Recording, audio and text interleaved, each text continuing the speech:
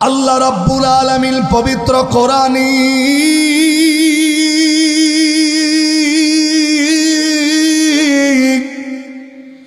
সূরাতুল আলী ইমরান ৩ নম্বর পারা ১৩ নম্বর পৃষ্ঠার ৩ নম্বর লাইনের ৩১ নম্বর আয়াত আজ থেকে ১৫০০ বছর আগে আল্লাহ নাজিল কইরা দিয়া আজকের এই আব্দুল্লাহর মানুষদেরকে আল্লাহ ডেকে ডেকে ডাকদা বললেন, মানুষ রে, এ মানুষ, আমি আল্লাহ এমন একটা বিধান তোমার জন্য এই কোরআনে নাজিল কইরা দিলাম। কোন মানুষ যদি এই আয়াতের একটা মেসেজকে মেনে নেয়, আমি আল্লাহ তার জন্য দুইটা পুরস্কারের ব্যবস্থা রাখব। ১ নম্বর পুরস্কার হইল আল্লাহ ডাক দেখায় আমি আল্লাহরে পাইয়া যাইবা, আর ২ নম্বর পুরস্কার হইল আল্লাহ ডাক দেখায় বান্দা তোমার জিন্দেগীর সব গুনাহ আমি আল্লাহ মাফ করে দেব।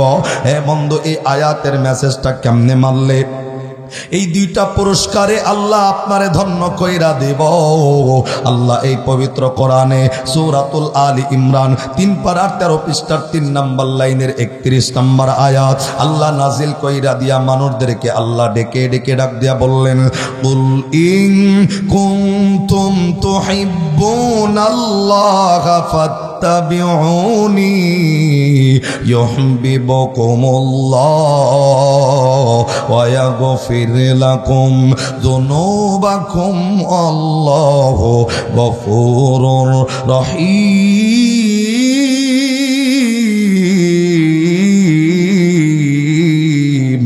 আওয়াজ করে কন্যা আল্লাহু আকবার। এ বন্ধু, আল্লাহ রাব্বুল আলামিন আপনার আমার নবীর ডাক দিয়া বললেন, নবীজি আপনি আব্দুল্লাহর মানুষদেরকে জানাইয়া দেন, এই মানুষগুলা যদি আমি আল্লাহ রাব্বুল আলামিনকে ভালোবাসতে চাই, এই মানুষগুলা যদি আমি আল্লাহরে পাইতে চাই, এই মানুষগুলা যদি জীবনের গুনাহকে মাফ করাইতে চায়, আমি আল্লাহ তাদের জন্য জানা দিলাম, কুল ইন কুনতুম তুহিব্বুনাল্লাহ। ১ নম্বরে তারা যেই মানুষগুলা আমি আল্লাহরে ভালোবাসতে চাইবে, আল্লাহ ডাকদা কয় ফাত্তাবিউনি, আমি আল্লাহ তাদের জন্য একটা মাপকাঠি দাঁড় করায়া দিলাম। এই মাপকাঠি যারা ব্যক্তিগত জীবনে, পারিবারিক জীবনে, সামাজিক জীবনে, রাজনৈতিক জীবনে এই মাপকাঠি যারা মেনে নিবে, আল্লাহ ডাকদা কয় ফাত্তাবিউন ইউহিব্বুকুমুল্লাহ, তারা আমি আল্লাহর ভালোবাসা পেয়ে যাবে। আর আমি আল্লাহর ভালোবাসা যারা পেয়ে যাবে, আল্লাহ ডাক দিয়া বললেন ওয়া ইয়াগফির লাকুম যুনুবাকুম ওয়াল্লাহু গফুরুর রহিম। আল্লাহ ডাক কয় ওই মানুষগুলার তামাম জিন্দেগীর সব গুনাহ আমি আল্লাহ মাফ কইরা দিব। জবান বন্ধ নয়, আওয়াজ করে বলতে হবে সুবহানাল্লাহ। আর একবার জোরে কোন, আবার বোঝেন, ছোট্ট করে বুঝাই। আল্লাহ ডাক কয় কুল ইন কুনতুম তুহিব্বুনাল্লাহ, কোন মানুষ যদি আমি আল্লাহরে ভালোবাসতে চাও, আমি আল্লাহরে যদি পাইতে চাও, তাহলে ফাত্তাবিউনি। ফাত্তাবিউন মানে দেখে দেখে চলা, অনুসরণ করে চলা। এখন অনুসরণটা করতে হবে কার? দেখে দেখে চলতে হবে কার? ফাত্তাবিউন বলতে আল্লাহ যেটা বুঝিয়েছেন, এই ফাত্তাবিউনের অন্য একটা আয়াত পবিত্র কোরআনে সূরাতুল আহজাব ২১ পারার ১৯ পৃষ্ঠার ১২ নম্বর লাইনের ২১ নম্বর আয়াতে ফাত্তাবিউন ওয়ালা ব্যক্তির পরিচয় আল্লাহ দিয়েছেন। সেই পরিচয়ের নাম হলো লাকাদ কানা লাকুম ফি রাসূলিল্লাহি উসওয়াতুন হাসানা। আল্লাহ ডাক দেখায় মানুষ, আমি আল্লাহর ভালোবাসা পাইতে চাইলে, জীবনের গুনাহ মাফ করাইতে চাইলে, ফাত্তাবিউন মানে অনুসরণ যার করার জন্য বলেছি, এই অনুসরণকারী ব্যক্তি অন্য কেউ নয়, এই অনুসরণকারী ব্যক্তির নাম নবী মুহাম্মদুর রাসূলুল্লাহ। আওয়াজ করে কোন সাল্লাল্লাহু আলাইহি ওয়াসাল্লাম। তার মানে আল্লাহ এই আয়াতে জানিয়েছেন কুল ইন কুনতুম তুহিব্বুনাল্লাহ, মানুষ আমি আল্লাহর যদি ভালোবাসতে চাও, ফাত্তাবিউন করো। ফাত্তাবিউন, ফাত্তাবিউন কার? ফাত্তাবিউনের নাম হলো নবী মুহাম্মদ সাল্লাল্লাহু আলাইহি ওয়াসাল্লাম। এখন ফাত্তাবিউন মানে কি? ফাত্তাবিউন মানে দেখে দেখে চলা, আইডল মেনে চলা, নায়ক মেনে চলা। তিনি যেমনে পা ফেলছেন অমনে পা ফেলা, তিনি যেমনে হেঁটেছেন অমনে হাঁটা, তিনি যেমনে চলেছেন এমনে চলা। এটার নাম হলো ফাত্তাবিউন। আল্লাহ ডাক দেখায় এই নবীর অনুসরণ যারা করবে, করার সাথে সাথে ইউহিব্বুকুমুল্লাহ, আমি আল্লাহর ভালোবাসা পাওয়া যাবে। আর আমি আল্লাহর ভালোবাসা যারা পাবে, ওয়ায়াগফির লাকুম যুনুবাকুম আল্লাহু গফুরুর রহিম, আমি আল্লাহ ওই বান্দা বান্দির জিন্দেগীর গুনাহ মাফ কইরা তারে রহমতের কোলে তুলব। হয় না? আর একবার জোরে মারেন। আবার ভালো করে বোঝেন, আল্লাহরে ভালোবাসতে চাইলে ফাত্তাবিউন করতে হবে, মানে অনুসরণ করতে হবে কার? আল্লাহর অনুসরণ আছে না? জোরে কবেন, অনুসরণ কার? নবীর অনুসরণ। মানে নবী যেমনে চলেছেন এবং চলতে বলেছেন, এই দুই তরিকায় চলবে যারা, তাদের জন্য ইউহিব্বুকুমুল্লাহ, আল্লাহর ভালোবাসা অর্জন হয়ে যাবে, আল্লাহর ভালোবাসা যাবে। আর আল্লাহর ভালোবাসা যদি পাওয়া যান, ওয়ায়াগফির লাকুম যুনুবাকুম আল্লাহু গফুরুর রহিম, জীবনের গুনাহ মাফ করে দিবে কে? তো দিল দেন আসর আহেন, কথা কই আগে শুরু করে। তো ভাই, ফাত্তাবিউন মানে নবীর অনুসরণ করলেই আল্লাহর ভালোবাসা, আর আল্লাহর ভালোবাসা পাইলে জিন্দেগীর গুনাহ মাফ করে দিবে কে? আর এখানে এমন কোনো ব্যক্তি নাই যেই ব্যক্তির জীবনে কোনো গুনাহ নাই। কথা কন ঠিক না? যতই বুজুর্গ হন না কেন, প্রত্যেকটা মানুষের শরীরে গুনাহ আছে। আমার দিকে তাকান, আপনাদের চাইতে বেশি গুনাহ আমার। আমি তো মনে করি যে আমার গুনার দিকে যদি দুর্গন্ধ বের হইতো, আমার আশেপাশে মানুষগুলা বসে থাকতে পারতো না, এতটা দুর্গন্ধ আমার শরীর থেকে চড়াইতো। কিন্তু আল্লাহ গোপন গুনাহ গোপনে রাখছে। এমনও গুনাহ মানুষের জিন্দিগিতে আছে যে নিজের ওয়াইফ যদি জানতো, স্বামীর সাথে কথা বলা বন্ধ করে দিত। এমনও গুনাহ মানুষ করেছে, নিজের সন্তান জানলে বাবাকে সন্তান বাবা বলে ডাকা বন্ধ করে দিত। কথা কন ঠিক কিনা? গুনাহ আছে সবার, কিন্তু ওপেন হয় না, কিছু গুনাহ গোপনে থেকে যায়। কিন্তু আজকের আয়াত গুনাহ মাফের আয়াত, আজকের আয়াত আল্লাহ পাওয়ার আয়াত, আজকের এই আয়াত হচ্ছে জিন্দেগীর গুনাহ মাফ করে দিবেন কে? তো নবীর অনুসরণের মাধ্যমে আল্লাহ রাব্বুল আলামিন জীবনের গুনাহ মাফ করে দেওয়ার প্রতিশ্রুতি দিয়েছেন। তো আমার ভাইরা, এই নবীর অনুসরণের ব্যাপারে যে আলোচনাটা এসেছেন, যে হাদিস আমি তেলাওয়াত করেছি, এই হাদিসের ভিতরে নবী একটা কথা বলছেন, দিল লাগান। এই হাদিসের ভিতরে নবী বলেন, মান আহাব্বা সুন্নতি, যারা আমি নবীর সুন্নতকে মহব্বত করবে, ফাকাদ আহাব্বানি, তারা যেন আমি নবীকেই মহব্বত করলো। একবার সুবহানাল্লাহ কোন। আবার বোঝেন, মান আহাব্বা সুন্নতি, যারা নবীর সুন্নতকে মহব্বত করবে, ফাকাদ আহাব্বানি, তারা যেন আমি নবীকেই মহব্বত করলো। ওয়ামান আহাব্বানি, আর যদি আমি নবীর সুন্নতকে মহব্বত করে, কানা মাই ফিল জান্নাহ, ওই মানুষগুলো আমি নবীর লগে জান্নাতে থাকবে। তার মানে নবীর লগে জান্নাতে থাকতে চাইলে অন্য কিচ্ছু লাগে না, শুধুমাত্র নবীর সুন্নতকে মহব্বত করলেই নবীর সাথে জান্নাতে থাকার প্রতিশ্রুতি কিন্তু নবী দিয়েছেন। কথা কন ঠিক কিনা? নবীর সুন্নতের মহব্বত মানে নবীর মহব্বত। এখানে যারা বসছি, নবীর সুন্নতের ভালোবাসা আছে তো দিলে? জোরে বলেন আসেনি? নবীর ভালোবাসা ছাড়া জান্নাতের আশা করা যায়? যতই বড় বুজুর্গ হোক না কেন, নবীরে যারা ভালোবাসে নাই, এই বান্দা জান্নাত কখনো যাওয়ার কোনো সুযোগ পাবে না। তবে ভালোবাসতে হবে, তাও জীবনের চাইতে বেশি। ভালোবাসার ব্যাপার নিয়ে একটু ছোট্ট কথা বলি। আমরা জানি নবীর চাচা আবু তালেব, আবুল আহাব বেঈমান হয়ে কবরে চলে গেছেন। নবী কালেমার দাওয়াত দেওয়ার পরেও আবু তালেবও কালেমা পড়তে পারে নাই, আবু জেহেল এবং আবুল আহাবও কালেমা পড়তে পারে নাই, আবু তালেবও কালেমা পড়ে মুসলমান হয় নাই, বেঈমান হয়ে কবরে চলে গেছে। কিন্তু আপনি জানলে অবাক হবেন নবীর ভালোবাসাটা কি। নবীর চাচা আবুল আহাব, তিনি যখন বেঈমান হয়ে কবরে ঢুকছেন, বেঈমান হয়ে, নবীর চাচা আবুল আহাব বেঈমান হয়ে কবরে যাওয়ার পর আল্লাহ তো তার কবরের ভিতরে জাহান্নামের শাস্তি ঢুকাইছে। কিন্তু নবীর একটা সাহাবী, যার নাম হযরত আব্দুল্লাহ ইবনে আব্বাস রাদিয়াল্লাহু তাআলা আনহু, ইনি রাত্রিবেলায় ঘুমের ঘরে স্বপ্ন দেখতেছিল এই আবুল আহাবকে।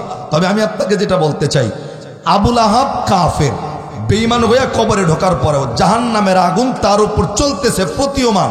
কিন্তু আল্লাহ তাআলা আবুল আহাবের মতো কাফেরের কবরের আযাব সপ্তাহে 7 দিনের মধ্যে একটা দিন আল্লাহ মাফ করে দিছে। একবার সুবহানাল্লাহ কোন। তাও আবার জোরে কোন। আবার বোঝেন যে আবুল আহাব বেঈমান হয়ে কবরে ঢুকছে, কাফেররত অবস্থায় কবরে ঢুকছে, প্রতিদিন কবরে জাহান্নামের আগুন জ্বললেও সপ্তাহে 7 দিনের একদিন আল্লাহ তাআলা আবুল আহাবের মতো কাফেরের কবরের আযাব আল্লাহ মাফ করছে। আর একবার সুবহানাল্লাহ কোন।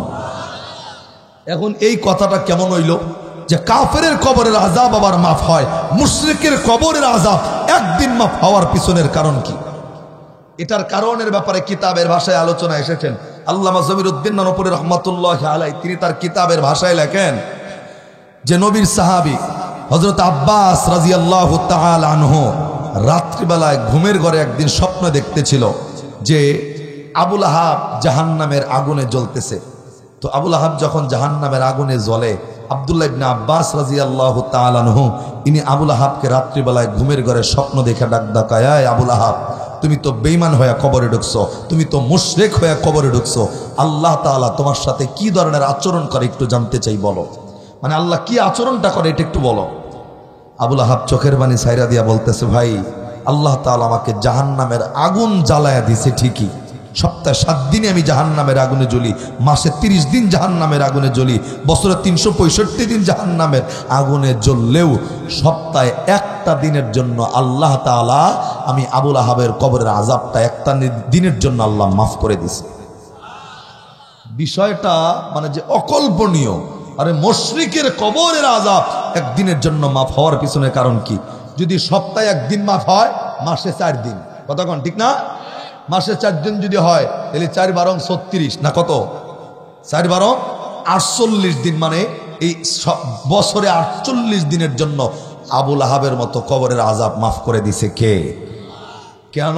কারণ কি? পিছনের বর্ণনায় বা শোনেন যে আবুল আহাব মুশরিক হওয়ার পরেও তার কবরের আযাব মাফ হওয়ার পিছনের কারণ। বন্ধুগণ, আল্লাহর নবীর সাহাবী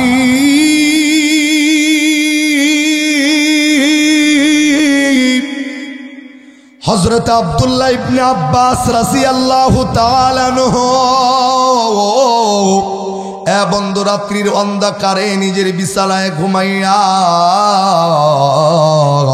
আব্বাস রাদিয়াল্লাহু তাআলা আনহু ঘুমের ঘরে আল্লাহ রাব্বুল আলামিন তার স্বপ্নে দেখাইতেছে। হে বন্ধু, এই স্বপ্নের ভিতরে অন্য কেউ নয়, এই স্বপ্নের ভিতরে নবীর চাচা আবুল আহাবকে আব্বাস রাদিয়াল্লাহু তাআলা আনহু স্বপ্ন দেখে। এ বন্ধু, আব্বাস রাদিয়াল্লাহু তাআলা আনহু স্বপ্নে আবুল আহাবকে দেখা স্বপ্নের মাধ্যমে আস্তে কইরা আবুল আহাবরে ডাক দেয়, আবুল আহাব, আমি তোমার কাছে জানতে চাই, বলো না বলো না, বেঈমান হয়ে তো কবরে ঢুকছো, ঈমান নিয়ে তো কবরে ঢুকতে পারো নাই। এ আবুল আহাব, বলো না, মুশরিক হয়ে কবরে যাওয়ার কারণে আল্লাহ তোমার সাথে কি ধরনের আচরণ করছে একটু জানতে চাই। এ বন্ধু, আবুল আহাব চোখের পানিটা ছাইরা দিয়া এই নবীর সাহাবী আব্বাস রাদিয়াল্লাহু তাআলা আনহুকে আস্তে করে ডাকদা বলল, আব্বাস রে, আমি তো বেঈমান হয়ে কবরে ঢুকছি, আমার ভাতিজা মুহাম্মদ বারবার আমারে কালেমার দাওয়াত দিছে, আমি তো কালেমার দাওয়াতটা গ্রহণ করি নাই, আমি তো মুসলমানটা হই নাই, ভাতিজা মুহাম্মদের কালেমার দাওয়াতকে কখনো মানি নাই, ভাতিজা নবীরে কখনো নবী মানি নাই, আল্লাহকে কখনো আল্লাহ বলে স্বীকার করি নাই।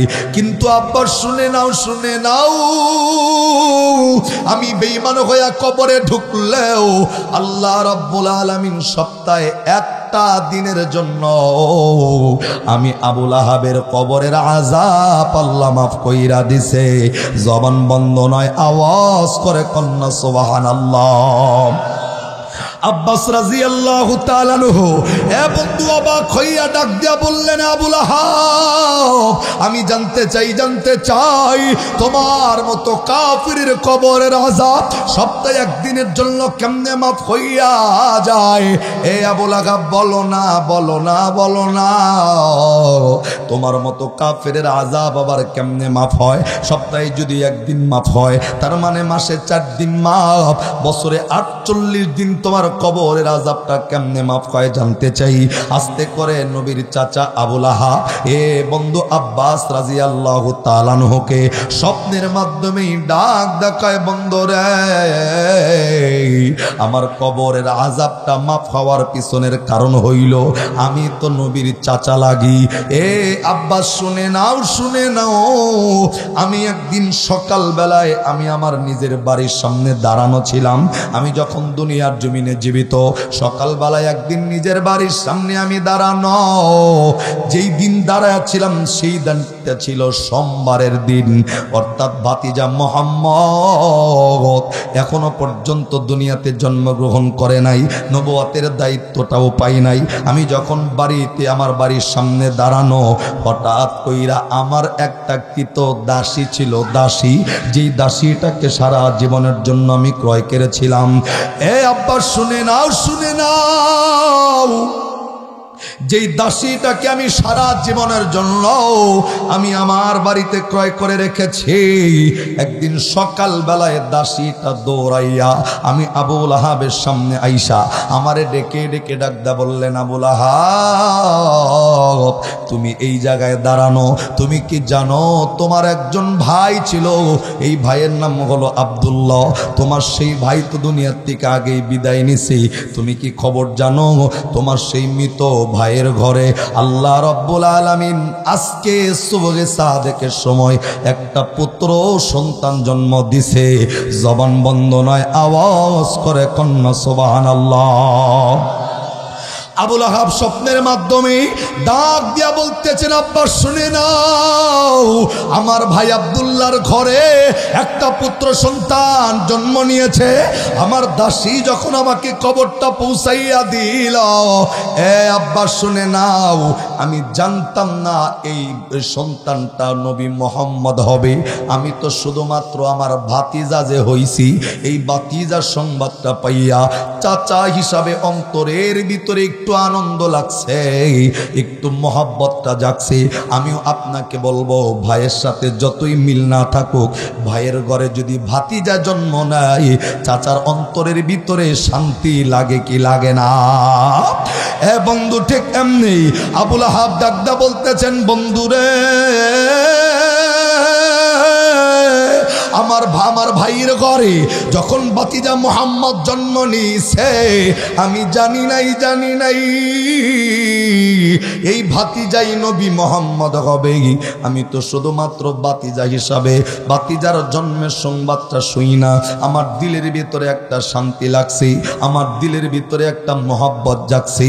ভাতিজার জন্মের সংবাদের কথা শুই না, আমি খুশি হইয়া আনন্দিত হইয়া যেই দাসীটাকে সারা জীবনের জন্য ক্রয় করেছিলাম, আমি আনন্দিত হইয়া আমার হাতের শাহাদত আঙ্গুল দিয়া ইশারার মাধ্যমে ওই দাসীরে জানাইছি, দাসীরে তুই আমার সকালবেলায় আজকে ভাতিজার জন্মের সংবাদটা দিছ, দিলটা আনন্দে ভইরা গেছে, আমি আর তোকে সারা জীবন আমার বাড়িতে কাজ করা লাগবে না, আমি তোর প্রতি খুশি হইয়া এই ভাতিজার জন্মের সংবাদের কারণে শাহাদত আঙ্গুলের ইশারার মাধ্যমে তোর মতো দাসীকে সারা জীবনের জন্য আমি মুক্ত করে দিলাম।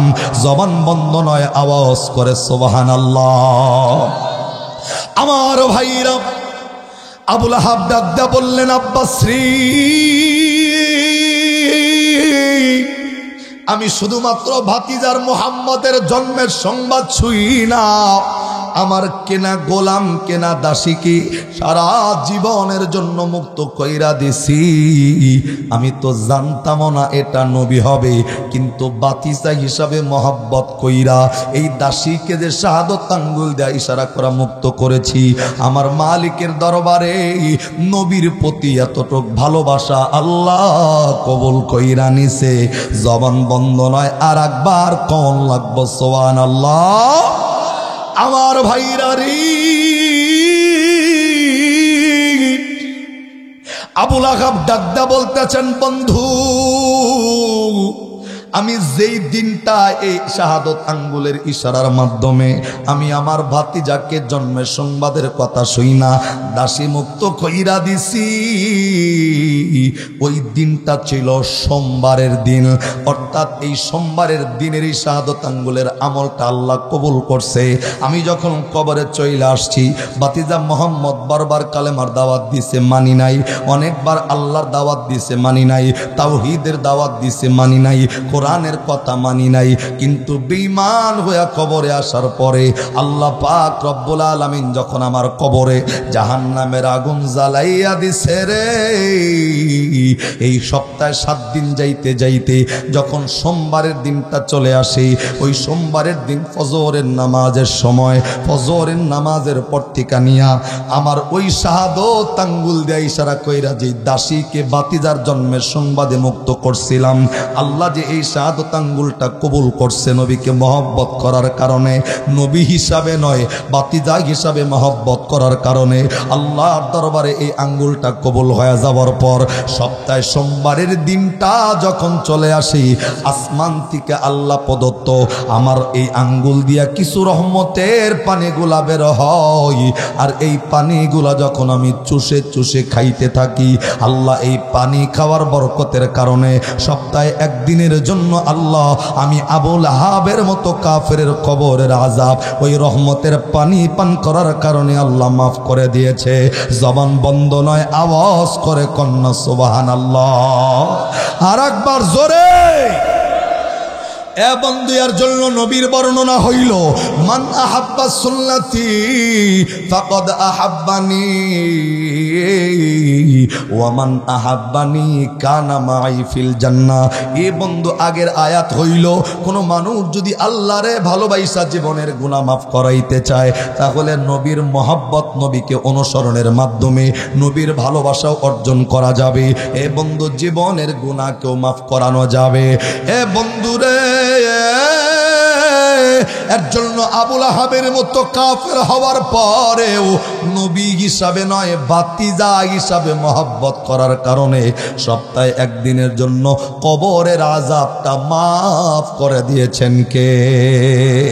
আর একবার জোরে বলেন কে? এই নবী দুনিয়ার জমিনের শ্রেষ্ঠ নবী। এই নবীর পরে আর কোন নবী দুনিয়াতে আসবে? আর এই অন্যান্য যত নবী পয়গম্বর দুনিয়াতে আসছে, এক একটা গোত্রের নবী ছিল তারা। যেমন আমাদের এলাকার আশেপাশে তাকায় দেখবেন এমপি যারা হয়, এক একটা আসন তাদের ভাগ করা আছে। কতক্ষণ ঠিক না? একজন কিন্তু অপর এরিয়ার বাহিরে কিন্তু সে এমপি নয়, তার এরিয়ার ভিতরে এমপি। এক এরিয়া শেষ, আর এক এরিয়ার জন্য আর এক এমপি নিযুক্ত করা। কিন্তু আপনার আমার নবীর আগে যতগুলা পয়গম্বর আসছে তাদের এরিয়াগুলা ভাগ করা ছিল, কিন্তু শুধুমাত্র কেবলমাত্র আপনার আমার নবীর এরিয়াটা ভাগ করা নয়। আপনার আমার নবীর এরিয়া তামাম বিশ্ব জুড়ে, এবং এই নবী শুধুমাত্র একটা গোত্রের নবী নয়। এই নবীর নাম নবী মুহাম্মদ। এই নবীর নাম আল্লাহ রাব্বুল আলামিন বলেছেন সমস্ত মাখলুকাতের জন্য নবী এই নবী, সমস্ত জিন জাতির জন্য এই নবী, সমস্ত মানুষদের জন্য এই নবী। যেটা আল্লাহ কোরআনে সূরাতুল আম্বিয়া 17 পারার 10 পৃষ্ঠার 6 নম্বর লাইনের 107 নম্বর আয়াত আল্লাহ নাজিল করে বলেন, ওয়ামা আরসালনাকা ইল্লা রাহমাতাল লিল আলামিন। এই নবী সমস্ত মাখলুকাতের জন্য রহমত। কথাগণ ঠিক না বেঠিক? নবী শুধুমাত্র একটা গোত্রের নবী নয়, অন্যান্য নবী ছিল আলাদা আলাদা যার যার জায়গার নবী, কিন্তু এই নবী সমস্ত মাখলুকাতের জন্য রহমত, সমস্ত মানুষের জন্য রহমত, সমস্ত কিছুর জন্য আখিরি জামানার নবীকে নবী মুহাম্মদ করে দুনিয়ার জমিনে প্রেরণ করছে কে? আরো জোরে বলেন। এই নবী যে সমস্ত মাখলুকাতের জন্য রহমত। আর একটা বাস্তব প্রমাণ আবু দাউদের কিতাবের বর্ণনায় আসছে, দিল লাগান। কোন নবীর মহব্বতের বরকতে আল্লাহ রাব্বুল আলামিন জিন্দিগির গুনাহগুলা মাফ কইরা রহমতের কোলে তুলবে। আবু দাউদের কিতাবের বর্ণনায় আসছেন, আল্লাহর নবী সাল্লাল্লাহু আলাইহি ওয়াসাল্লাম মসজিদের বাহিরে দাঁড়ানো, একটা ইহুদি দৌড়ায় আসছে আমার নবীর কাছে। আয়েশা ডাক কয়, হুজুর আমি আপনার হাতে কালেমা পড়ে মুসলমান হতে চাই। আল্লাহর নবী ডাক কয়, মুসলমান হও, তাতে কোনো নিষেধ নাই, হও, সমস্যা নাই তো। ডাক কয়, হুজুর মুসলমান যে হব কিছু শর্ত আছে। আল্লাহর নবী ডাক কয়, শর্তগুলা কি বলো? এই শর্ত নাম্বার 1, এই ইহুদি নবীরে ডাক কয়, নবী এমনি এমনি কালেমা পড়বো না। ওই তাকায় দেখেন, ওই পাহাড়ের বিশাল উঁচায় বিশাল বড় একটা গাছ আছে। নবী আমি কালেমা পড়বো, তবে শর্ত হলো এই, আপনি যদি এই জায়গায় দাঁড়ায়া ওই পাহাড়ের সর্বোচ্চ গাছটাকে হাতের আঙ্গুলের ইশারায় আমার সামনে আইনা দাঁড় করাইতে পারেন, এটা যদি আমি দেখি যে আপনি গাছটা আইনা আমার সামনে দাঁড় করাইছেন, এটা দেখে আমি আপনার হাতে কালেমা পড়ে মুসলমান হব। আর একবার জোরে কন্যা, এটা যদি হয় তাহলে কালেমা পড়ে মুসলমান হব। এখন আল্লাহ নবীর সামনে এই পরীক্ষা আসছে। বিশ্বনবী কখনো নিজে কখনো সিদ্ধান্ত গ্রহণ করে নাই যতক্ষণ পর্যন্ত আল্লাহর পক্ষ থেকে কোনো সিদ্ধান্ত না আসছে। কথা কন ঠিক না? নবীও সাহায্য চাইছে কার কাছে? জোরে বলেন না কেন? নবীও আল্লাহ তাআলার কাছে সাহায্য চাইছে। আপনি আমিও যদি সাহায্য চাই, নবী সাহায্য চায়, সাহায্য পাইছে। সাহাবায়ে কেরাম সাহায্য চায়, সাহায্য পাইছে। এখন আপনি আমি সাহায্য চাইলে তখন যে আল্লাহ ছিল এখনো সেই আল্লাহ আছে না নাই? আরে কথা বলেন, আছে না নাই? আমরা নামাজে দাঁড়ায় ঠিকই বলি ইয়াকা না'বুদু ওয়া ইয়াকা নাস্তাঈন, ইবাদত করি, তোমার সাহায্য চাই তোমার কাছে। কিন্তু নামাজ থেকে বেরোইলেই আল্লাহরে তো আল্লাহ বইলা ডাকি না। মানুষ যখন সুখে থাকে বেশি তখন আল্লাহর আর প্রয়োজন হয় না। কথা কন ঠিক না? কষ্টে পড়ে গেলে আল্লাহর এমন ভাবে ডাক দিব যে আল্লাহ ছাড়া, তুমি ছাড়া আর কেউ নাই। কিন্তু নবীর ব্যাপারে আলোচনা, আল্লাহর নবীও নিজে কখনো সিদ্ধান্ত নেয় নাই যতক্ষণ পর্যন্ত আল্লাহর পক্ষ থেকে সিদ্ধান্ত না আসছে। এ ভাই, যেই নবী রাহমাতাল লিল আলামিন, সেই নবীর ব্যাপারে আয়েশা ডাক দেয়া বলতেছে, হুজুর পাহাড়ের সর্বোচ্চ চূড়ার গাছ আমার সামনে হাজির করলে কালেমা পড়ে মুসলমান হব। আপনাদের কি মনে হয় এই ব্যাপারে আল্লাহর সাহায্য নবী পাবে কি পাবে না? জোরে বলেন, দিল লাগা। আমার ভাইরা, আমার বন্ধুগণ, আল্লাহ নবীর সামনে বেদুইন হাজির হইয়া এ বন্ধু এই ইহুদি নবীর ডাক দেয়া বললেন, নবী গো, আমি আপনার হাতে কালেমা পড়ে মুসলমান হয়ে যাব। এ পয়গম্বর, কিন্তু মুসলমান হওয়ার শর্ত হইল আমি এমনি এমনি মুসলমান হব না, প্র্যাকটিক্যাল কিছু প্রমাণ আমাকে দেওয়া লাগবে। আল্লাহ নবী ডাক দকায়, কি প্রমাণ চাও বলো? আস্তে করে ইহুদি ডাক দকায়, নবীজি আমি জানি আপনার কাছে অনেক মুজিজা দেখানো আপনি নবী।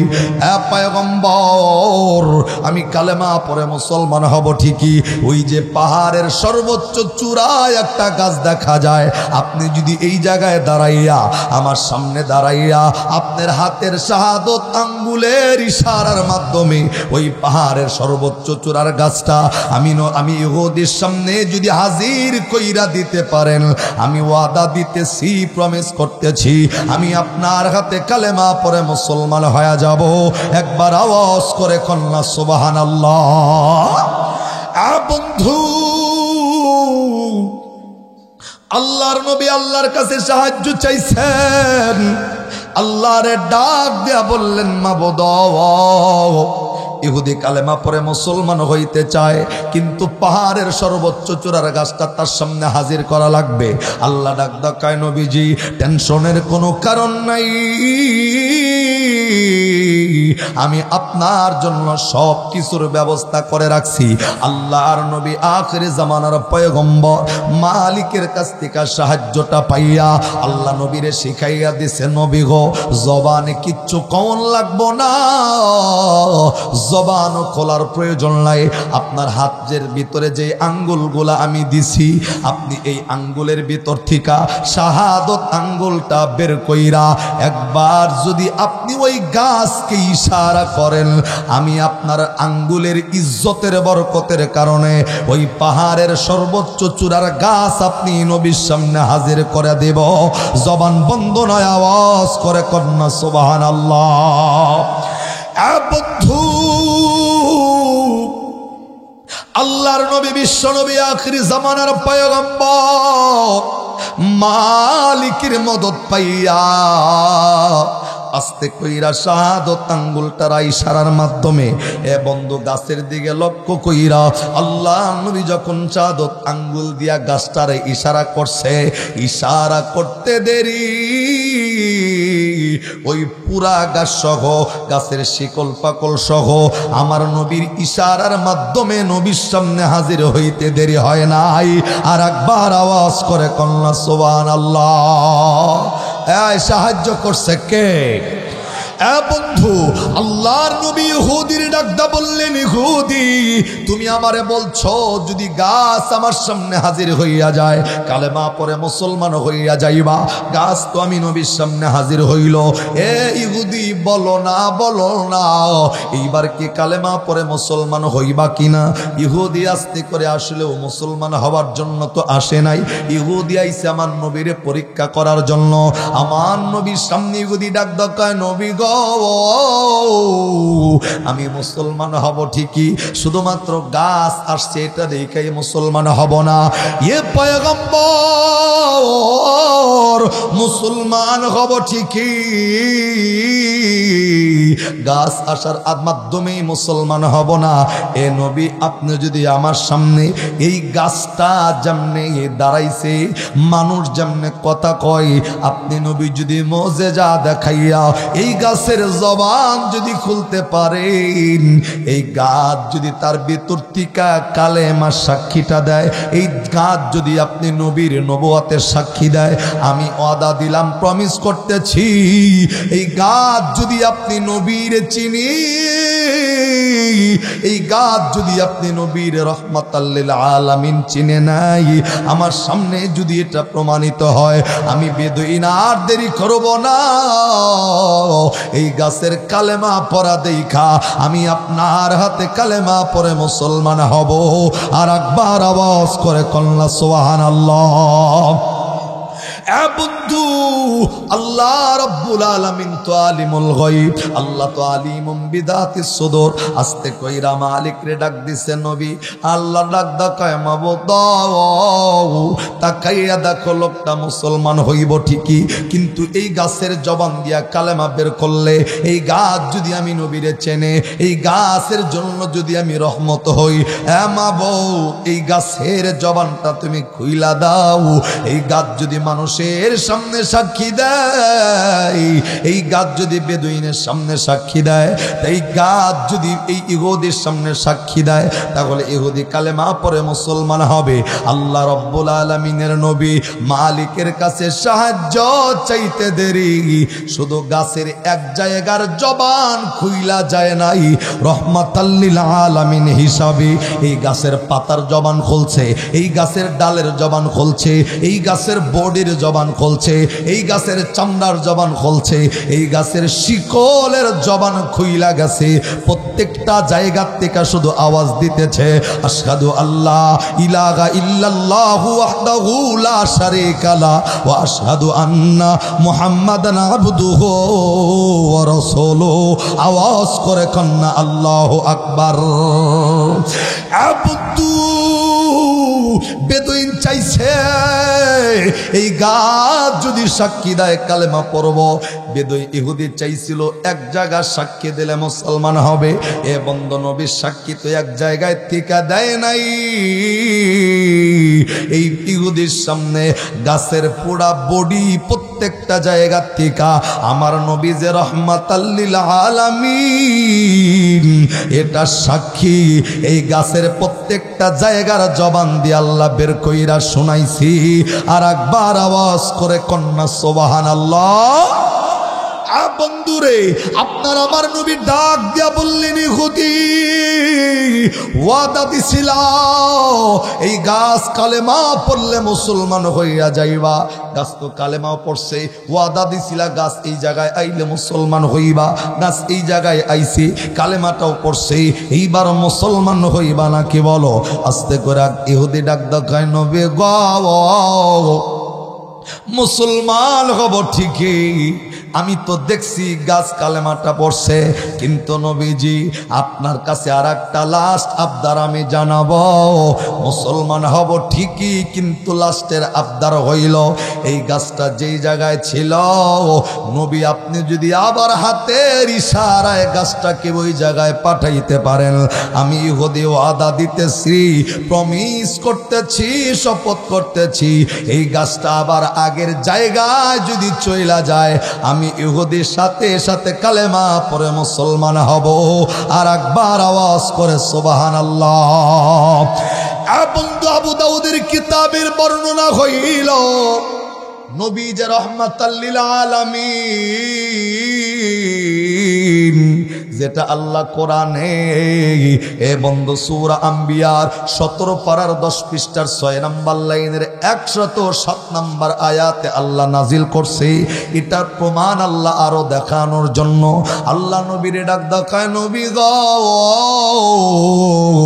গাছটা যেমনে আসছে আপনি আবার আঙ্গুলের ইশারাটা করেন নবী, আমি আল্লাহর মেঘের বাণীর কুদরতের বরকতে গাছটা আপনার ইশারার মাধ্যমে আবার আগের জায়গায় চলে যাবে। জবান বন্ধ নয়, আর একবার কন্যা সুবহানাল্লাহ। বন্ধু আল্লাহ নবী শুধুমাত্র কেবলমাত্র এ বন্ধু হাতের ইশারাটা করতে দেরে এই গাছটা এইবার জবানটা বন্ধ কইরা যায় নাই, এইখান থেকে যাইতেছে আর জবানে নবীর কালেমার সাক্ষী দিতে দিতে রওনা হইছি। আর একবার কন্যা সুবহানাল্লাহ। এ বন্ধুরে এই ইহুদিরে আমার নবী এইবার ডাক ডাকা, ইহুদি এইবার ওয়া দাদাও বলছিলা গাছ আইলে কালেমা পড়বা, আসছে তারপরেও পড়ো নাই, বলছো গাছ যদি সাক্ষী দেয় কালেমার তারপরে কালেমা পড়বা, তারপরেও পড়ো নাই। গাছ জায়গা পর্যন্ত চলে গেলে কালেমা পড়বা, তারপরেও এখনো পর্যন্ত কালেমা পড়ো নাই। ইহুদি বলো না তুমি কি এই কালেমাটা পড়বা কি পড়বা না আমারে বলো। আল্লাহ নবী ইহুদির চেহারার দিকে তাকাইছি। এ বন্ধু ইহুদি নবীর চেহারার দিকে তাকানো, আল্লাহ নবীরে ডাক দেয়, নবী গো আমি আপনার হাতে কালেমা পড়তে আসি নাই, মুসলমান হওয়ার জন্য আসি নাই, কিন্তু নবী আমি কোনোদিন কল্পনা করি নাই গাছটা আপনার ইশারার মাধ্যমে আইব, কোনোদিন কল্পনা করি নাই এই গাছ আপনি নবীর নবুয়তের সাক্ষী দিবে, কোনোদিন কল্পনা করি নাই হাতের ইশারার মাধ্যমে গাছটা আবার আগের জায়গায় চলে যাবে। পয়গম্বর যেই নবীর একটা আঙ্গুলের ইশারার মাধ্যমে ওই গাছটা জায়গা থেকে নবী পর্যন্ত আসতে পারে, আবার নবীর সাক্ষীটাও গাছের জবান দিয়া দিতে পারে, আবার ইশারার মাধ্যমে গাছটা জায়গা পর্যন্ত চইলা যাইতে পারে। ই নবী গো জংলার একটা গাছ যদি আপনি নবীরে চিনি, আমি যদি না চিনি আমার চাইতে হতভাগা মানুষ আর দুনিয়ার জমিনে কেউ থাকবে না। এ পয়গম্বর এই গাছ আমার সামনে সাক্ষী দেওয়ার সাথে সাথে দিলের ভিতরে একটা শান্তির বাতাস লাগছে। আল্লাহু আকবার কন। ইহুদি ডাক দেয়, নবীজি এই গাছ যখন আমি নবীর সামনে ইহুদির সামনে সাক্ষীটা জানাইয়া দিলে কেমন জানো একটা শান্তির বাতাস লাগছে গো। এ পয়গম্বর দেরি নয়, এই মুহূর্তে আমি ইহুদি আপনার হাতে কালেমা পড়ে মুসলমান হয়ে যাব। জবান বন্ধ নয়, আর একবার কন্যা সুবহানাল্লাহ। তার মানে ইহুদির সামনে গাছ রে জবান দিয়া সাক্ষী দেওয়াইছে কে? আরে আওয়াজ দিয়ে কতক্ষণ? ওই নবী আপনার জন্য রহমত, ওই নবী আমার জন্য রহমত, ওই নবী হিন্দুর জন্য রহমত, বৌদ্ধর জন্য রহমত, খ্রিস্টানের জন্য রহমত, এবং কি রাস্তার ভিতরে যে পিপিলিকা হাঁটে এই পিপিলিকার জন্য নবী রহমত লিল আলামিন হিসাবে নবীরে প্রেরণ করছে কে? মানুষ আপনি আমি না চিনলেও পৃথিবীতে এমন কিছু নাই যেটা আমার নবীরে চেনে না। কিতাবের বর্ণনায় আসছেন যে নবীরে চিনছে সাধারণ একটা পাখি, এটা তাফসীর ইবনে কাসিরের আলোচনা। একটা পাখি, সাধারণ পাখি, বেদুইনের সাক্ষীর জবাব দিতে গিয়া নবীর সামনে নবুয়তের সাক্ষীও দিছে, আল্লাহ যে রিজিক দাতা, হায়াত দাতা, মৌত দাতা এই সাক্ষীও দিয়েছেন, এবং লাস্ট নবীর নবুয়তের সাক্ষী দিয়া বেদুইনের সামনে প্রমাণ করছে যে পাখি যে নবীর চেনে, এই পাখির জবান দিয়া নবীর পক্ষে কথা বলাইছেন কে? এর জন্য নবী বলেন, মান আহাব্বা সুন্নতি ফাকাদ আহাব্বানি, যারা আমি নবীর সুন্নতকে মহব্বত করলা তারা যেন আমি নবীকেই মহব্বত করলা। ওয়ামান আহাব্বানি কানা মাই ফিল জান্নাহ, আর যারা আমি নবীকে মহব্বত করবে ওই মানুষগুলো আমি নবীর লগে জান্নাতে থাকবে। আর একবার কোন নবীর লগে জান্নাতে থাকার ইচ্ছা আসেনি? জোরে বলেন। তাহলে কি সুন্নত মাইনা না না মাইনা? সত্যি হাসানি এখানে যারা আছেন একটু হাত তোলেন তো, যে নবীর সুন্নতরে ভালোবাসেন। বুইজা শুইনা তুইলা লাগবো, কিন্তু বুইজা তুইলেন সুন্নতরে ভালোবাসেন। আমরা হাত নামাইন না, সোজা করেন। আমরা কি নবীরে কষ্ট দিই? হাসাই দেন না? নামা বুঝছি, যে আওয়াজ হয়েছে 2-4 জনে কয় দেই না, আর দি কয় হুজুর দেই। আপনি জানেনই না যা কখন আপনি নবীরে কষ্ট দেন, আপনার জানাই নাই যে কখন আপনি নবীকে কষ্ট দিচ্ছেন, এটা অনেকের জানাই নাই। তবে ভাই সুন্নতের কথা যদি জিগাই, এই জামানায় একটা সুন্নতের এমন দাম, কোন মানুষ যদি এই শেষ জামানায় একটা সুন্নতকে জিন্দা রাখে, আল্লাহ তাআলা তার আমলনামায় 100 শহীদের মর্যাদা দান করবে। আর একবার কোন? আর একটা শহীদের মর্যাদা হলো জান্নাতে, অর্থাৎ কিয়ামতের ময়দানে আল্লাহ তাআলা জান্নাতের 8টি দরজা তার জন্য খুলে দিবে। আল্লাহ বলবে, বান্দা যে দরজা দিয়া ঢুকতে পারো ঢোকো, আমি আল্লাহর কোনো নিষেধ নাই। বিনা হিসাবে, হিসাব ছাড়া, একটা শহীদের মর্যাদা হিসাবে, হিসাব ছাড়া আল্লাহ জান্নাতের ব্যবস্থা করে দিবেন। হিসাব ছাড়া, এক শহীদের মর্যাদা হিসাবে, হিসাব ছাড়া জান্নাতি। আর আপনি নবীর একটা সুন্নত মানলে এরকম 100 শহীদের মর্যাদা দান করবে কে? সাধারণত দেখেন ছোট্ট একটা সুন্নাত, খুব অল্প সময়, এখনই শেষ দিব বয়ান। এই যে যখন খাইতে বসি, খাবার সময় একটা দস্তরখানা বিছাইতে হয়, সুন্নত আছে না? অনেক মানুষ জানেই না দস্তরখানা কি রে হয়। হ্যাঁ, দস্তরখানা কি রে কয় অনেক মানুষের জানাই নাই। এক পাবলিক দাওয়াত খাইতে গেছে, দাওয়াত খাওয়ার পরে দস্তরখানার ব্যাপারে জানছিল, তো দাওয়াত খাইয়ে আসার সময় আর একজনরে বলতেছে, ভাই সব খাবারই তো দিল কিন্তু দস্তরখানা তো দিল না। হ্যাঁ, মানে সব খাবারই খাইছে, দস্তরখানা খায় নাই। চিন্তা করে দেখেন, যে কিছু পাবলিক আছে মানে বাংলাদেশ থেকে গেছে সৌদি আরবে, সৌদি আরবে যায়া ওই দেশ থেকে ঘুরে আইসা এলাকার মানুষের কাছে গল্প করতেছে, রে সৌদি আরবে সব মানুষ আরবিতে কথা কয়, খালি আজানটা বাংলায় চলে। হ্যাঁ, সব মানুষ কথা কয় আরবিতে, কিন্তু আজানটা আসলে কি আজান বাংলা? ও তো জানেই না আজান কি। মানে আজানটা বাংলাদেশে শুনতে শুনতে পরিচিত হয়ে গেছে, এর জন্য ভাবছে যে আজানটা মনে হয় বাংলা। কারণ বাংলাদেশের যে আজান, সৌদিতে আজান একটাই, কথা কন না কেন? বাংলার যে কোরআন, সৌদির কোরআন তো একই, কথা কন ঠিক না? এই হলো অবস্থা। বয়ানে দিছে 1 নম্বরে ভাই মাইক বানছে বাইরে ভাড়াইয়া, আর এনে দিছে আমার গলা ভাড়াইয়া। এমন মাইক আজকে চিল্লায় যে কোনতে শান্তি করে বয়ানটা করবো, ভিতর থেকে কথাই আইতেছে না। আজকে বাহিরে সাউন্ড দিকে দিলটা জুড়ে গেছে যে আজকে মাইকটা অন্তত ভালো হবে। কিন্তু আমার ভাই যেখানে মাইকটা কুরবানি করলে নেকি, নেকি আবার গুনা হইলো কাড়াকাড়ি, মধ্যে গোস্তগুলা ফাও খাম। বিষয়টা বুঝতে পারছেন নেই? মানে কুরবানি করছে এটা হইলে নেকি, আর চুরি করছে এটা হইলে গুনা, আর মাঝখানের গোস্ত কি, এগুলো হইলে ভাও। তাল মিলাই দিছে। ঠিক এমনি কিছু মানুষ আছে দেখবেন, রমজান ঈদের আগের দিন, কুরবানি ঈদের আগের দিন মসজিদে খালি জুতা চুরি করে। আর পাবলিকও এখন চালাক হয়েছে, আগের মতো আর বোকা নাই। এক মসজিদের মুসল্লি মাগরিবের নামাজের পর ইমাম সাহেব নামাজ শেষ করে পূর্ব দিকে বইয়া তসবিহ টানতেছে, এক মুসল্লি মানে জুতা এই পাশে ওয়ালের সাথে ঠেকায়া একা একা নামাজে দাঁড়াইছে, নামাজে দাঁড়ায় তেলাওয়াত করতেছে, আলহামদুলিল্লাহ রাব্বিল আলামিন। সামনে মিশায় থাকে জুতা মিহি, আবার কয় আর রহমানির রহিম, আবার চায় মালিক ইয়াউমিদ্দিন, আবার চায়। মানে প্রত্যেকটা আয়াতে আয়াতে খালি জুতা মিশায়। ইমাম সাহেব চিন্তা করতেছে, কি রে জীবনে বহুত মুসল্লি দেখলাম, প্রত্যেক আয়াতে আয়াতে কোন ফেরেশতা দেখে, এমন মুসল্লি তো দেই না। নামাজ শেষ হওয়ার পরে জিজ্ঞাসা, এই ভাই এদিকে আইন। আস্তে করে যখন আইছে ডাক ডাকায়, কি ও ভাই আপনি প্রত্যেক আয়াতে আয়াতে ডাইনি হিসাবে কি দেখেন? লোকটা ডাক ডাকায়, হুজুর এর আগে 3 জোড়া হারাইছে। জোরে কোন কয় জোড়া? মানে জুতা রাখছে ডাইনে, প্রত্যেক আয়াতে আয়াতে একবার একটা আয়াত পরে আর জুতার মিশায় থাকে। ডাক ডাকায়, হুজুর এর আগে 3 জোড়া হারাইছে, এবার আর চাইতাছি না জুতাটা হারায়। এর লিগে নামাজও পড়ি, আবার জুতাও ঠিক রাখতেছে। নাউজুবিল্লাহ কন না কেন? এমন মসজিদের মুসল্লি শুক্রবারে জুমার নামাজের দিন দেখেন, চোর যেমন ডিজিটাল, মুসল্লিরাও ডিজিটাল। শুক্রবারে জুমার নামাজের দিন ইমাম সাহেব সালাম ফিরাইয়া কেবলমাত্র ডাইন দিকে চাইছে, চাই দেখে যে মেম্বরের পিছনে একটা জুতা। জোরে কোন কয়টা? আমরা জুতা ভরি কয় জোড়া? মানে 2টা, জুতা রাখছে একটা। তো ইমাম সাহেব সালামটা ফিরাইয়া বামে সালামটা দিয়া পিছন দিকে ঘুইরা ডাক দিয়েছে, ওই কোন ব্যাগকে এখানে একটা জুতা রাখছস? এক মুসল্লি পিছন থেকে দাঁড়াইছে, কয় হুজুর জুতাটা আমার। ওই মেয়ে জুতা রাখলে 2 জোড়া, 1 জোড়া রাখবি, তুই একটা রাখছস কেন? কয় হুজুর বাইরে রাখছি একটা, আর এনে রাখছি একটা। বাইরের দাম যদি 5,000 হয়, কেউ একটা চুরি করবো না, এর লিগে একটার হেফাজত করতেছে। নাউজুবিল্লাহ কন্যা গেলিগা, মানে ওনার টার্গেট কি?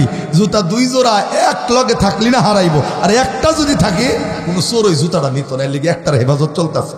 চোরও যেমন মুসল্লিও এমন, কথা কন ঠিক না? তো ভাই অন্য কোনো কথা নয়, আমি আলোচনা একেবারে শেষ পর্যায়ে চলে আসছি, গলায় ভারতাছে না এই মাইক আজকে। তো ভাই বলতেছিলাম যে নবীকে শেষ নবী, আখির নবী, রহমাতাল লিল আলামিন, মানে সমস্ত মাখলুকাতের জন্য নবীকে রহমত প্রেরণ করেছেন কে? আর একবার জোরে বলেন। লাস্ট আলোচনাটা তিল লাগা কিতাবের বর্ণনায় আসছেন, আল্লাহ নবী সাল্লাল্লাহু আলাইহি ওয়াসাল্লাম সাহাবায়ে কেরাম নিয়ে মসজিদ থেকে যখন বের হইছে, মসজিদ থেকে বের হওয়ার পরে একটা ইয়াহুদি আসছে, কিন্তু ইয়াহুদির টার্গেট ভিতরে হইল ব্যতিক্রমী চিন্তা। চিন্তাটা হলো এমন, তার দিলের ভিতরে চিন্তা, এই নবীরে মারার জন্য অনেক বড় বড় নেতারা চেষ্টা চালাইছে, মারতে পারে নাই। অনেক বড় বড় ইহুদির নেতারা চেষ্টা চালাইছে, মারতে পারে নাই।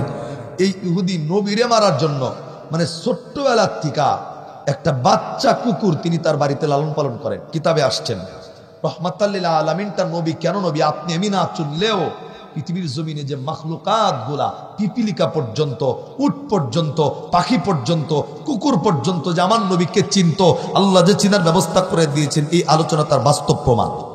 তার মানে যদি পাখি নবীরে চেনে, যদি কুকুর নবীরে চেনে, যদি মাখলুকাত নবীরে চেনে, যদি রাস্তার পিপিলিকা নবীরে চেনে, আপনি আমি যদি না চিনি, তাহলে তাদের চাইতে আপনি আমি, তাদের তারা যতটুকু নবীরে চিনা আল্লাহর প্রিয় হয়ে গেছেন, আপনি আমি এখনো পর্যন্ত সেই দরজায় পৌঁছতে পারি নাই। কথা কোন ঠিক না ঠিক? তো বলতেছিলাম, ইহুদি ছোট্টবেলা থেকে একটা কুকুর লালন পালন করছেন বাড়িতে। তার টার্গেট এই কুকুরটারে সদা সর্বদা সবসময় তিনি আদর যত্ন দিয়া, মহব্বত দিয়া, ভালোবাসা দিয়া এই কুকুরটাকে লালন পালন করা। টার্গেট হইলে একটাই, কুকুরটাকে শিকারী বানাইতে হবে। শিকারী দেখবেন কুকুরগুলা কিন্তু প্রভুভক্ত বেশি হয়। আপনার বাড়িতে একটা অপরিচিত কুকুর যদি আসে, একটা সপ্তাহ আপনি খাইতে দিলে দেখবেন আপনি যে বাজারে গেলে পিছনে পিছনে কুকুরটাও বাজারে যায়। কথা কন ঠিক না? আপনি ঘুমাইলে সারা রাত আপনার বাড়িটা পাহারা দিবে। তো কিতাবের বর্ণনা আসছেন, এই ইহুদির টার্গেট ছোট্ট একটা কুকুর বাড়ির থেকে লালন পালন করতে করতে করতে করতে যখন কুকুরটা সাবলক হয়ে গেছে, বড় হয়ে গেছে, মানুষকে আক্রমণ করতে পারে, গায়ে যখন শক্তি চলে আসছে, কুকুরটারে যা বলে কুকুর তাই শোনে। কুকুরে যদি বলে ওই জিনিসটা ধর, কুকুর যায় ধরে। যদি বলে ওকে ধর, ওকে আক্রমণ কর, ওই জায়গার থেকে ঘুরে আয়, এটা করে। মানে একেবারে শিকারী বাধ্য হয়ে গেছে। এই বাধ্য কুকুরটারে গলার ভিতরে সকল দিয়া বাড়িতে বান্দা রাইখা ইহুদি গেছে আমার নবীর দাওয়াত দিতে। আমার নবীরে যে আস্তে করে ডাক ডাকা, নবী গো, আমি ইহুদির অনেক দিনের একটা ইচ্ছা, অনেক দিনের একটা টার্গেট, আপনি নবীর একদিন দাওয়াত খাওয়াইতে চাই। আল্লাহ নবী সাল্লাল্লাহু আলাইহি সাল্লাম ওই জায়গায় দাঁড়ানো, অবাক দৃষ্টি দিয়ে ইহুদির চেহারার দিকে তাকায় রয়েছে। সাহাবায়ে কেরামের মেজাজ গরম হয়ে গেছে, বেড়া তোর এত বড় সাহস, হ্যাঁ? তোরা ইহুদি হলো ওই জাতি যে নবীরে দেখলে, নবী যদি ধল্লা রাস্তা দিয়ে হাঁটি, ইহুদিরা ধল্লা রাস্তা দিয়ে হাঁটতো না। কিতাব অপমান করেন যে নবী যদি এই রাস্তা দিয়ে হাঁটতো, ওই ইহুদিরা ওই রাস্তা দিয়ে যাইতো না। যদিও কোনো সময় দেখা হয়ে যাইত, ইহুদিরা মাথা নিজ দিকে দিয়ে হাঁটতো। যদিও দেখা হয়ে যাইতো, নবী কোনো কথা বলবে দেখা ইহুদিরা দুইটা আঙ্গুল কানের ভিতরে ঢুকায় রাখতো, যাতে নবীর কথা কানে না যায়। কারণ কি, নবীর কথা কানে গেলেই অনেক ইহুদিরা কালেমা পড়ে মুসলমান হয়ে গেছে। এর জন্য তারা চিন্তা করছে নবীর কথা যেন কানে না যায়, কানের ভিতরে তুলা দিয়ে রাখছে, আঙ্গুল দিয়ে রাখছে, রুমাল দিয়ে রাখছে, যাতে নবীর কথা কানে না যায়। অথচ এই ইহুদি নবীরে যা ডাক ডাকায়, নবী গো, আমি আপনার দাওয়াত দিতে আইছি, হুজুর আপনি আমার দাওয়াতটা কবুল করেন, গ্রহণ করেন। সাহাবায়ে কেরামের তো মেজাজ গরম, বেড়া তোর এত বড় সাহস আইছে নবীরে দাওয়াত দিতে, তোর ভিতরের ঘটনা খুললা ক। আল্লাহ নবী একেবারে নম্র মেজাজে ডাক ডাকায়, সাহাবী রাগ করুন, আমি দেখতে চাই ইহুদিটা কি বলে, ওর লাস্ট নিয়তটাকে আমি দেখতে চাই। সুবহানাল্লাহ কোন? নবী রাহমাতাল লিল আলামিন, সমস্ত মাখলুকাতের জন্য রহমত, তার বাস্তব আর একটা প্রমাণ। আমার ভাইরা, আমার বন্ধুগণ, আল্লাহর নবী, বিশ্ব নবী, আখিরি জামানার পয়গম্বর, বন্ধু মসজিদের সামনে সাহাবায়ে কেরাম নিয়ে দাঁড়ানো। একটা ইহুদি আইসা আমার নবীরে ডাক ডাকায়, নবী গো, আমি আপনাকে দাওয়াত দিতে আসছি। এ নবী, আপনি আমার বাড়িতে দাওয়াত কবুল করেন, আপনি আমার বাড়িতে দাওয়াত অ্যাকসেপ্ট করেন। এ নবীজি, আমার মনের অনেক দিনের ইচ্ছা, আমার মনের অনেক দিনের আশা, আপনাকে দাওয়াত খাওয়াবো। এ নবী, আপনি আমার দাওয়াতটা কবুল করে নেন। বন্ধু, আল্লাহর নবী এখনো পর্যন্ত জবান খোলে নাই। সাহাবায়ে কেরাম রাগান্বিত হইয়া ইহুদিরে ডাক দেয়, ইহুদি তুই তো নবীরে দাওয়াত দিতে আসোস নাই, বল বল অন্তরের নিয়তটা খুলে বল, কোন কারণে নবীরে দাওয়াত দিতে আইছ? বন্ধু আল্লাহর নবী সাহাবীদেরকে ডাক দেয়, সাহাবী ইহুদিরে কিচ্ছু বলার প্রয়োজন নাই, আমি নবী দেখতে চাই ইহুদি কি বলতে চায়। বন্ধু আল্লাহর নবী যখন ইহুদিকে কথা বলার অনুমতি দিয়েছে, ডাক দেয়, নবীজি সত্যি আমার বাড়িতে আমি আপনাকে দাওয়াত দেব। আল্লাহর নবী ডাক দেয়, সত্যি দাওয়াত খাওয়াবা নাকি? ডাক দেয়, নবী গও অনেক দিনের ইচ্ছা আপনি নবীর আমার বাড়িতে দাওয়াত খাওয়াবো। নবীজি আপনি আমার দাওয়াতটা কবুল করেন, আপনি আমার দাওয়াতটা অ্যাকসেপ্ট করেন, গ্রহণ করেন। আল্লাহর নবী আস্তে কইরা ইহুদির ডাক দেয়, সত্যি কি আমারে দাওয়াত দিবি নাকি বল? ডাক দেয়, নবী সত্যি আমি আপনাকে দাওয়াত দেব। আল্লাহর নবী এইবার জবানে ডাক দেয়, ইহুদি রে সত্যি যদি আমারে দাওয়াত দাও, আমি নবী ওয়াদা দিতেছি, আমি নবী প্রমিস করতেছি, সত্যি যদি আমাকে দাওয়াত খাওয়ানোর উদ্দেশ্য দাওয়াত দাও, আমি নবী মুহাম্মদ তোমার বাড়িতে দাওয়াত কবুল কইরা নিলাম। জবান বন্ধ নয়, আওয়াজ করে কন্যা সুবহানাল্লাহ। বন্ধু ইহুদির দিলটা আনন্দে ভরা গেছে। আরে নবী আর ভাইব বাড়িতে ইহুদি নবীর দাওয়াত, এ বন্ধু ইহুদির দাওয়াত নবী কবুল করছে। ইহুদি খুশি হইয়া বাড়ির দিকে রওনা হইয়া গেছে। আমার নবীর সাহাবায়ে কেরাম নবীর পাশে দাঁড়ানো, আস্তে কইরা নবীরে ডাক দেয়, নবী গো এ পয়গম্বর কিছুই বুঝি নাই যে ইহুদি আপনি কোনোদিন রাস্তা দিয়ে হাঁটলে ইহুদিরা কোনোদিন ওই রাস্তা দিয়ে হাঁটতো না। পয়গম্বর এ নবী আপনার কথা শুনলে ইহুদিরা কানের ভিতরে আঙ্গুল দিয়া, তুলা দিয়া, রুমাল দিয়া রাস্তা দিয়া যায়, আপনি ওই ইহুদির বাড়িতে কেমনে দাওয়াত কবুল করলেন? এ হুজুর বুঝে আসে না, বুঝে আসে না। আস্তে কইরা আমার নবী ডাক দেয়, সাহাবী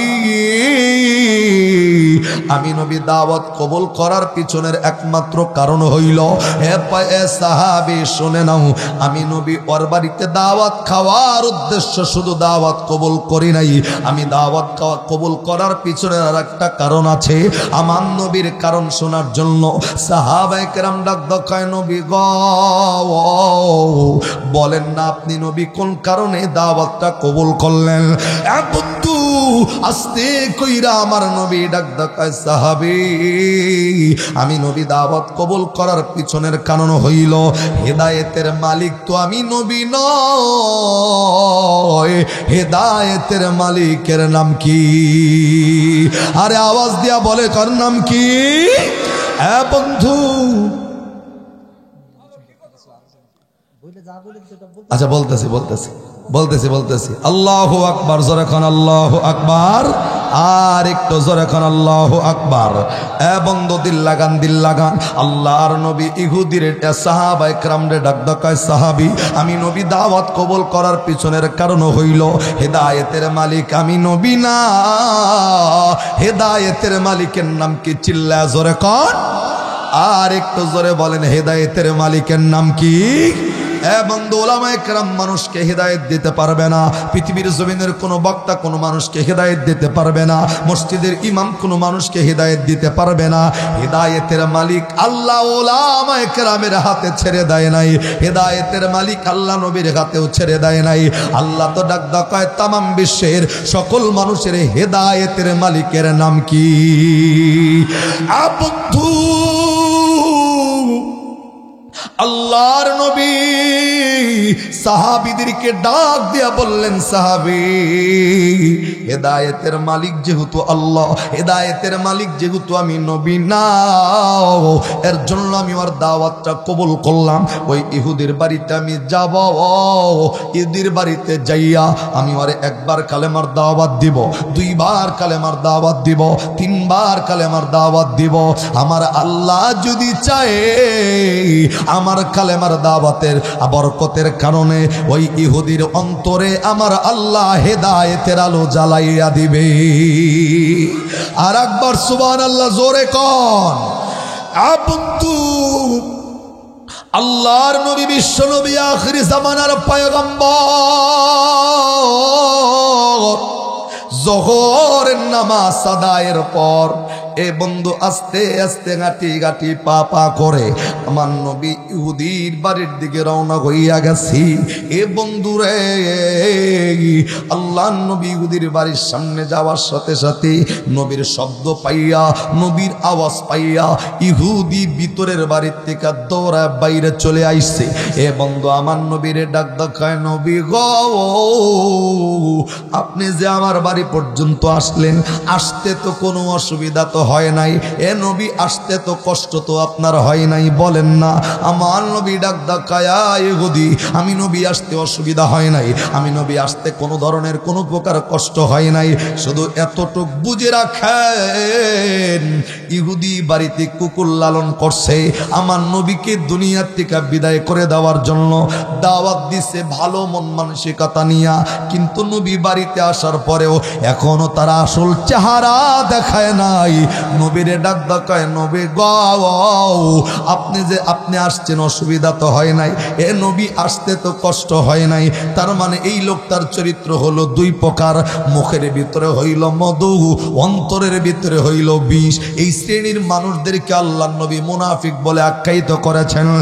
বন্ধু, কিতাবের বর্ণনা হইল, হাদিসের আলোচনার ভিতরে এসেছেন, আল্লাহ নবী ডাকদা বলেন, আরবাউন মান কুন্না ফীহি কানা মুনাফিকান খালিসা ওয়া মান কানাত ফীহি খাসলাতুম মিনহুন্না কানাত ফীহি খাসলাতুম মিনান নিফাক হাত্তা ইয়াদাহা ইযা তুমিনা খানা ওয়া ইযা হাদাসা কাযাবা ওয়া ইযা আহাদা গাদারা ওয়া ইযা খাসামাল ফাজার।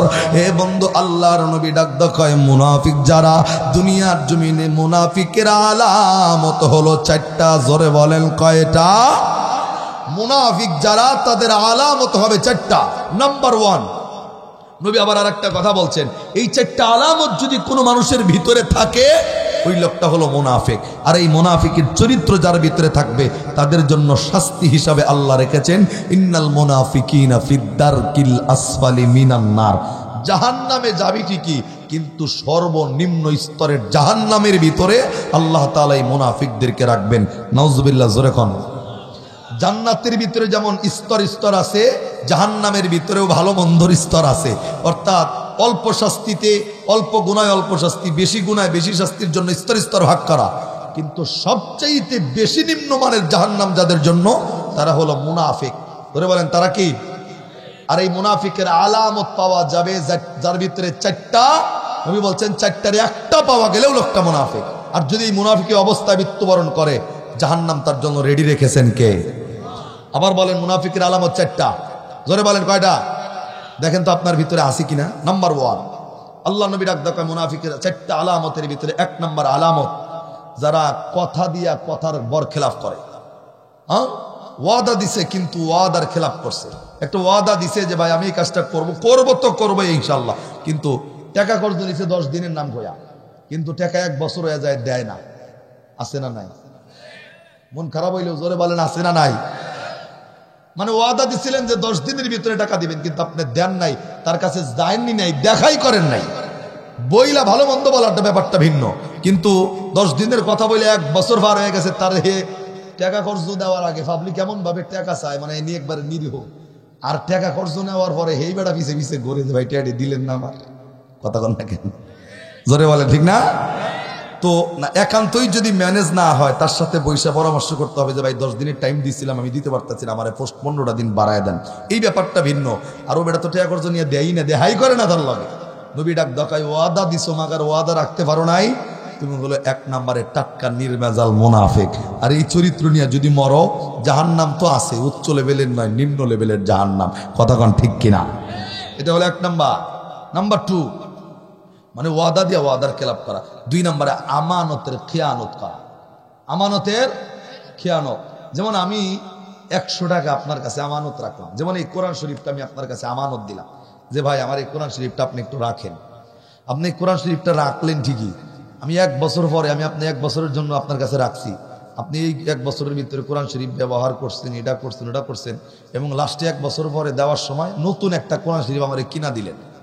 এই নতুন কোরআন শরীফ কিনা দিলেও এই আমানতদারিতা রক্ষা হলো না। আমি আপনারে যা দিছি, এই যে 2টা কাগজ দেখতেছেন, এই কাগজও যদি আপনি ফালায় দেন, যদি অপ্রয়োজনীয়, এই কোরআনের ভিতর থেকে কাগজ 2টা ফালায় দিলে আপনার আমানতদারিতা রক্ষা হইল না। এই কাগজটা সহ আমাকে বুঝায় দেওয়া লাগবে। কোরআন নতুনটা দিলেও চলবে না, যেটা সেটাই বুঝায় দেওয়ার নাম হচ্ছে আমানতদারিতা। কথা কোন ঠিক না ঠিক? কিন্তু আমানতদারিতার ব্যাপারে বলতে গেলে এখন অনেকের ভিতরে লাগবে, আর ওইদিকে আলোচনায় গেলে লম্বা হবে, সেটা নয়। তাহলে 1 নম্বরে কথা দিয়া কথার খেলাপ করা, 2 নম্বরে আমানতের খেয়ানত করা, 3 নম্বরে যেই সমস্ত মানুষগুলা দেখবেন মুখের ভিতরে হইলো এক আর ভিতরে হইলো ব্যতিক্রম, মুখে হইলো মধু অন্তরে বিষ। কথা কন না? দেখবেন অনেক মানুষ হুজুরে দেখলে বুকে জড়ায় না, ডাক দেবে হুজুর আপনারা দেখবে কলজাটা জুড়ে যায়, যখন একটু আইগায় সামনে যায় আর একজনের কাছে কয় হাইরে জীবনে মাইসেরটা খাইলো রে। কথা কন আছে না না? এই শ্রেণী, এই যে লম্বা জুম্বা ডাকাই দেই, কিছু পাবলিক ডাক দেবে হুজুর দেশের কাপড়ের দাম কিন্তু আপনারাই বাড়াইতেছেন। চিন্তা করছেন আমরা লম্বা জুম্বা গায়ে দেখে দেশের কাপড়ের দাম বলে আমরা বাড়াই? খালি এটা নয়, বুঝে মানে যে একটু মানে জোরের নামে একটু দোষ পাইলেও হয়, অন্য জোরের নামে সমালোচনা করে একবারে ভরায় দেয়। তো আমি পাবলিক রে মাহফিলে যাই একটা কথা বেশি বলি, সেটা কি জানেন? যে ভাই যত পারেন আমার নামে সমালোচনা করেন, যত পারেন। আমি আল্লাহর কাছে দোয়া করি, আল্লাহ পাবলিক যেন আমার নামে সমালোচনা একটু বেশি করে। এখন যদি বলেন এটা কেমন কথা কইলেন, সমালোচনা করার বেশি করার লিগে দোয়া করেন কেন? কারণ কি জানেন? এই যে আমি যদি এই যে ভাইটা বয়ে রয়েছে আমার সামনে, এর কুত্তা কষ্ট করবার দেবে না, তুই আইসে স্বর্ণ কামে, ওর চিন্তায় আরো অস্থির, একটু বড় বড় কানিতে শুরু হয়েছে কুত্তার আওয়াজ। টাকা পয়সা দিয়ে বিদায় করেন সে, আচ্ছা যাই আড্ডি খাইতে থাক। দেখেন এই যে সমালোচনার ব্যাপার, এই যে ভাইটা বয়ে রয়েছে, আমি যদি হ্যান নামে সমালোচনা করি, আল্লাহ তাআলা আমার জীবনের সব নেক আমল গুলা খালি তার আমল নামায় যোগ করবে, আর তার গুনাহগুলা আমার আমল নামায় যোগ হবে। তাহলে কি আমার লাভ হইল না ক্ষতি হইল? এই কি কন, জোরে কন। আমি অন্যের সমালোচনা করলে তার গুনাহ আসবে আমার আমল নামায়, আমার নেকি যাবে তার আমল নামায়। এটা কি নিজের ক্ষতি না লাভ? আরে কথা কন না কেন? কিন্তু বাংলাদেশের ভিতরে চাষটল শরীফ আছে না নাই? এই চাষটল শরীফে এমন কোনো কথা নাই যে জায়গায় চলে না। কথা কন না? আরে অমুক জায়গায় অমুক তো এটা করছে, আর অমুকের বউ ভাল না, অনেকের ফোলা ভাল না, ওটার মিয়া ভাল না, ওইটি খারাপ। কথা কন আছে না নাই? সমালোচনার ঝড় বসা যায়। ইমামে আজম আবু হানিফা রাহমাতুল্লাহ আলাইহি বলে কি জানেন? ইমামে আজম বলে, এই সমালোচনা যদি করতে হয় নিজের মা বাবার সমালোচনা করো। একবার সুবহানাল্লাহ কোন। এখন যদি কোন হুজুর মা বাবার সমালোচনা কেন করব? মা বাবার সমালোচনা করার পিছনের কারণ কি জানেন? যে মায়ের সমালোচনা যদি করেন, বাবার সমালোচনা যদি করেন, নিজের নেকিগুলা বাবার আমলনামায় যোগ হইল, বাবার গুনাহগুলা নিজের আমলনামায় যোগ হইল। অন্তত তাও আমার আমল নিয়ে তো বাবাই জান্নাতে গেল। কথা কন না কেন? এর লিগে সমালোচনা যদি করতে হয়, অন্যের নামে সমালোচনা করলে ফায়দা নাই, বরং লস এবং লস। এর জন্য নবী বলছেন কিছু মানুষ থাকবে এমন, মুখের ভিতরে থাকবে এক কথা আর অন্তরের ভিতরে থাকবে এক কথা। আল্লাহ নবী ডাক এই সমস্ত মানুষ নির্ভেজাল টাটকা মুনাফিক। এটা হলো 3 নাম্বার। আর 4 নাম্বারে মুনাফিকি যেই চরিত্র, এটা সকলের ভিতরেই বিদ্যমান, প্রায় ধরলেই চলে, মানে সকলের ভিতরেই আছে। এখন যদি বলেন হুজুর 4 নাম্বারে আলামতটা কি? নবী ডাক 4 নাম্বারে আলামত হলো যারা কথায় কথায় মিথ্যা কথা কয়। মিথ্যা কথা বলা কি এক মহাপাপ না, কবিরা গুনাহ। মহা বলতে এটা ঠিক আছে, মহাপাপ ব্যাপারটা ঠিক আছে। মহা মানে অনেক, পাপ মানে বড়, মানে অনেক বড় গুনাহ। এই কবিরা গুনাহ, কবিরা শব্দের অর্থ বড়, গুনার নাম তো গুনাই। মিথ্যা কথা বলা হচ্ছে কবিরা গুনাহ। আর এই মুনাফিকের আরেকটা আলামতের নাম হচ্ছে মিথ্যা কথা বলা। কোনো মানুষ যদি মিথ্যা কথা বলে, নবী ডাক দেয় লোকটা মুনাফিকের মধ্যে গণ্য। আর যারা মিথ্যা কথা নিয়া এইভাবে দুনিয়ার জমিনে চলতে থাকবে, সে যেন মুনাফিক হইয়া মরল। আর মুনাফিক হয়ে যদি মরে, জাহান্নামে গেলে সর্বস্তরের জাহান্নাম নয়, সর্বনিম্ন জাহান্নাম রেখেছেন কে? এদিক তাকান। বাংলাদেশে মুনাফিকি অর্থাৎ এই মিথ্যাবাদী, মিথ্যা কথা বলার মতো পাবলিক আছে না নাই? জোরে বলেন। ব্যবসা বাণিজ্য বলেন, যা সরকারি চাকরি বেসরকারি চাকরি, যে কোনো জায়গায় মিথ্যার সরাসরি বাংলাদেশে বর্তমান সময়। কতক্ষণ ঠিক না? এই যে টিস্যুর প্যাকেটটা দেখতেছেন, মনে করেন এটা আমি 20 টাকা দিয়ে কিনছি, আমি দোকানদার, আমার পরিচিত কাস্টমার আইলে আমি আর বলি যে ভাই টিস্যুর প্যাকেটটা 30 টাকা কেনা, কথা কন না কেন, কিনছে 20 টাকা দিয়া, পরিচিত মানুষের ডাক দেখায় ভাই 30 টাকা আমার কেনাই আছে, এখন আপনি পরিচিতি হিসাবে চালান দামটা দিয়া 30 টাকা দা জিনিসটা নিয়ে যান। তার মানে কিনছে 20 টাকা দিয়া 10 টাকা এমনিই বাড়াইয়া আবার আরো ডাক দেখায় চালান দামে দিলাম আপনারে। আছে না নাই এই পাবলিক? খাদ্যে ভেজাল দেওয়ার মতো পাবলিক আছে না নাই?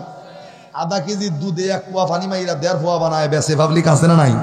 প্রত্যেকটা ফলে ভেজাল, গোস্তের ভিতরে ঢুকায়, কি বলে, হ্যাঁ পানি দেয়, গোস্তে পানি দেয়, ওই যে ফাট বিক্রি করে ফাট, ওই ফাট কিনা ফালা দিয়া ফাটের পানির উপরে পানি দেয়। আবার দেখবেন যে কিছুদিন আগে দেখলাম যে মুরগিরে আধার খাওয়াইতেছে পানি, এমন একটা কি যেন দিতেছে গিলা বোঝাই করে, মুখ দিয়া না ইঞ্জেকশন দিয়া, মানে খাওয়াইতেছে খালি বাড়ি বানায় পোলট্রির ভিতরে, এটার ভিতরে ভেজাল ভেজাল ভেজাল, আর খালি মিথ্যা, আমার চাইতে ভালো আর দুনিয়াতে কেউ নাই, এই ডায়লগ মুখে মুখে, কথা কন ঠিক না ব্যাটি? মিথ্যাটা কাকে বলা হয় জানেন? আমি আকদল্লার মানুষদেরকে বলবো যে আপনার বাড়িতে 5 বছরের বাচ্চা আছে, 6 বছরের বাচ্চা আছে, 3 বছরের 4 বছরের বাচ্চা আছে, দেখবেন এই বাচ্চারা যখন উঠান দিয়া দৌড়ায়, দরদের মা যখন ধরতে চায়, মায়ে ধরতে দেয় না, ধরা দেয় না, সন্তান ধরা দেয় না, তখন মা আস্তে করে ডাক দেখায়, সন্তান আই, ধরা যদি না দাও তাহলে কিন্তু খবর আছে, আর ধরা যদি দাও তাহলে এখনই তোমার এই বাজার থেকে 2 টাকার 2 দোকান থেকে 2টা চিপস কিনা দিব। সন্তান এই চিপসের লোভে পড়া দেখবেন মায়ের কাছে ধরা দেয়, আর সন্তান যখন আহে মা তো চিপস কিনা দেয় না, খালি কলোনিয়া ঘরের ভিতরে ঢুকে যায়, কথা কন না কেন? এই যে আল্লাহ নবী ডাক দেখা হয় যে এই যে মা সন্তানটারে চিপসের কথা বইলা কাছে আনছে, কিন্তু চিপস কিনা দেয় নাই, ঘরে ঢুকায় নিছে। নবী ডাক দেখায় মা নিজের নাবালক বাচ্চারে এতটুক মিথ্যা বইলা ধোকা দেওয়ার কারণে এই মা কেউ আল্লাহ কিয়ামতের ময়দানে মিথ্যাবাদের কাঠগড়ায় দাঁড় করায় দিবে। সুবহানাল্লাহ পড়েন, তাও সুবহানাল্লাহ না, জোরে কর না কেন? আবার কর। নিজের সন্তান নাবালক বাচ্চারে এতটুক মিথ্যা বলার কারণে যদি মা কিয়ামতের ময়দানে মিথ্যাবাদের কাঠগড়ায় দাঁড়ায়, আর এই মিথ্যাবাদীকেই নবী মুনাফিক বলেছেন। নবী ডাক দেখায় মুনাফিক যদি হও, চরিত্র যদি একটাও ভিতরে থাকে, তুমি টাটকা নির্ভেজাল মুনাফিক। আর মুনাফিকরত অবস্থায় কবরে চলে গেলে জাহান্নাম আছে না নাই? জোরে বলেন। ঠিক এমনি নবীর সামনে আইসা ইহুদি ডাক দেখায়, নবী আপনি যে বাড়িতে আইসেন, আসতে তো কোনো অসুবিধা হয় নাই, কষ্ট হয় নাই? আল্লাহ নবী ডাক দেখায়, কোনো কষ্ট হয় নাই বেড়া, আমি নির্বিবায় আল্লাহ তাআলার জিকিরের হালতে তোর বাড়ি পর্যন্ত আসছি। ভিতরে কুত্তা অর্থাৎ কুকুর রেডি করে রাখছে নবীকে দুনিয়ার থেকে বিদায় করে দেওয়ার জন্য, অথচ বাহিরে আইসা নবীর ভালো মন্দর খবর নিতেছে। এটার নামকেই মুনাফিক বলা হয়। ভিতরের একটা আর কথার ভিতরে হইল মধু, কথা কান ঠিক না ব্যাটি? আমার ভাইরা, আল্লাহ নবীর সামনে ইহুদি দাঁড়াইয়া ডাক দিয়া বললেন, নবীজি পয়গম্বর, আপনি যে আমার বাড়ি পর্যন্ত আসছেন, এ পয়গম্বর বলেন না আপনার আসতে তো কোনো অসুবিধা হয় নাই, এ নবী আসতে কষ্ট হয়েছে নাকি বলেন? আল্লাহ নবী ডাক দেখায়, ইহুদি টেনশনের কোনো কারণ নাই, আমি নবীর আসতে অসুবিধা হয় নাই, আমি নবীর আসতে কোনো ধরনের কোনো প্রকার কষ্ট হয় নাই। আল্লাহর নবীর ইহুদি ডাক দেখায়, নবী গো আপনার জন্য ভিতরের বাড়িতে আয়োজন করা হয়েছে, এ নবী চলেন না ভিতরের বাড়িতে যাব,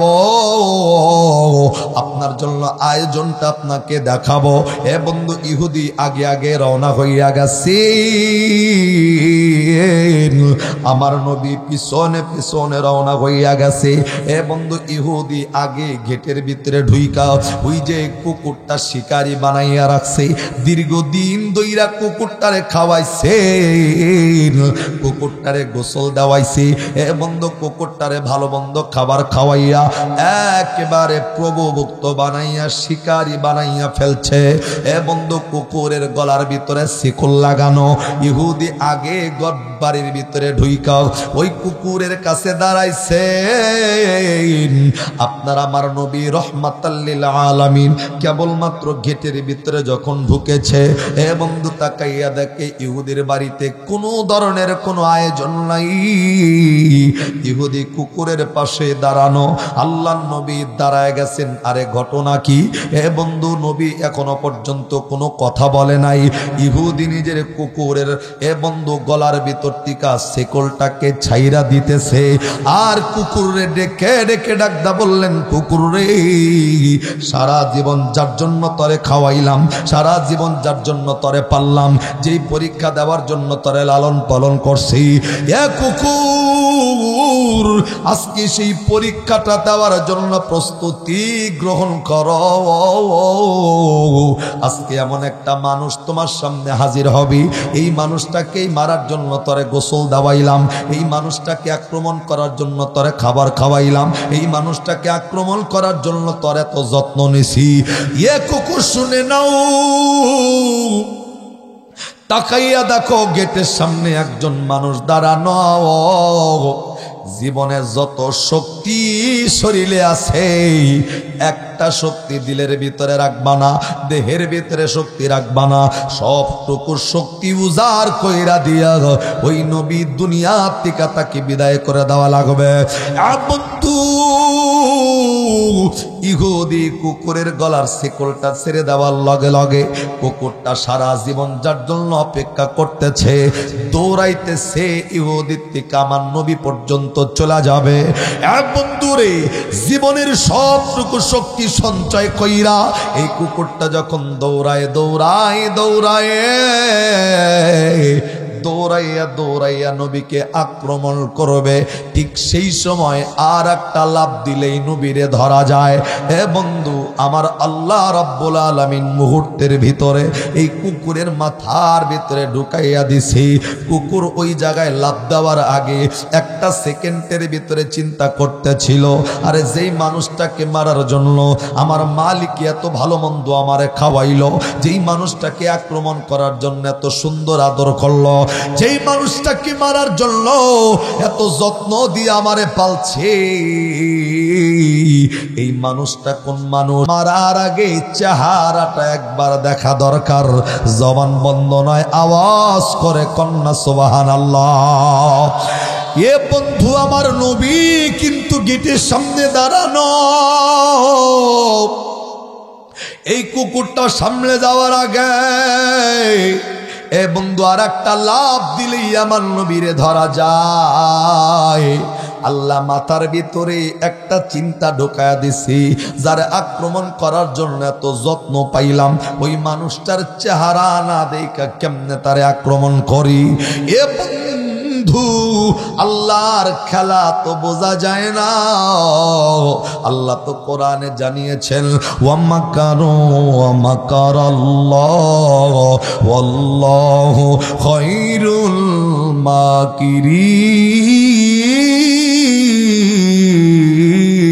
মাকিরিন। আওয়াজ করে কন্যা আল্লাহু আকবার। এ বন্ধু, আল্লাহর খেলা তো বোঝা যায় না। আল্লাহ কোনটা বান্দার জন্য মঙ্গল করবে, কোনটা বান্দার জন্য অমঙ্গল করবে, সব আল্লাহ প্রদত্ত। আল্লাহ এটা ওখান থেকে ফয়সালা করে। এ বন্ধু, কুকুর যে নবীর চেহারাটা দেখার জন্য এই যে নবীর চেহারার দিকে তাকাবে, তার মানে হইল কুকুরের মাথার ভিতরে এই চিন্তাটা এই মুহূর্তে ঢুকাইয়া দিছে কে? এ বন্ধু, আল্লাহর নবীর সামনে এই কুকুরটা লাফটা না দিয়া এ বন্ধু তার চেহারাটা দেখার জন্য, আল্লাহর নবীর চেহারাটা দেখার জন্য, উনি তো জানে না ইনি আখিরি জামানার পয়গম্বর। উনি ভেবেছেন অন্য কোন সাধারণ মানুষ যার চেহারাটা এখনো দেখে নাই। আস্তে করে কুকুরের চোখ দুইটা উপরের দিকে দিয়া আমার নবীর চেহারা মুবারকের দিকে একবার তাকাইছেন। তাকাইয়া দেখেন যেই মানুষটাকে আক্রমণ করব ওই লোকটার চেহারার ভিতরে আল্লাহ তাআলার আরশ আজিম পর্যন্ত আল্লাহ তুইলা দিছে।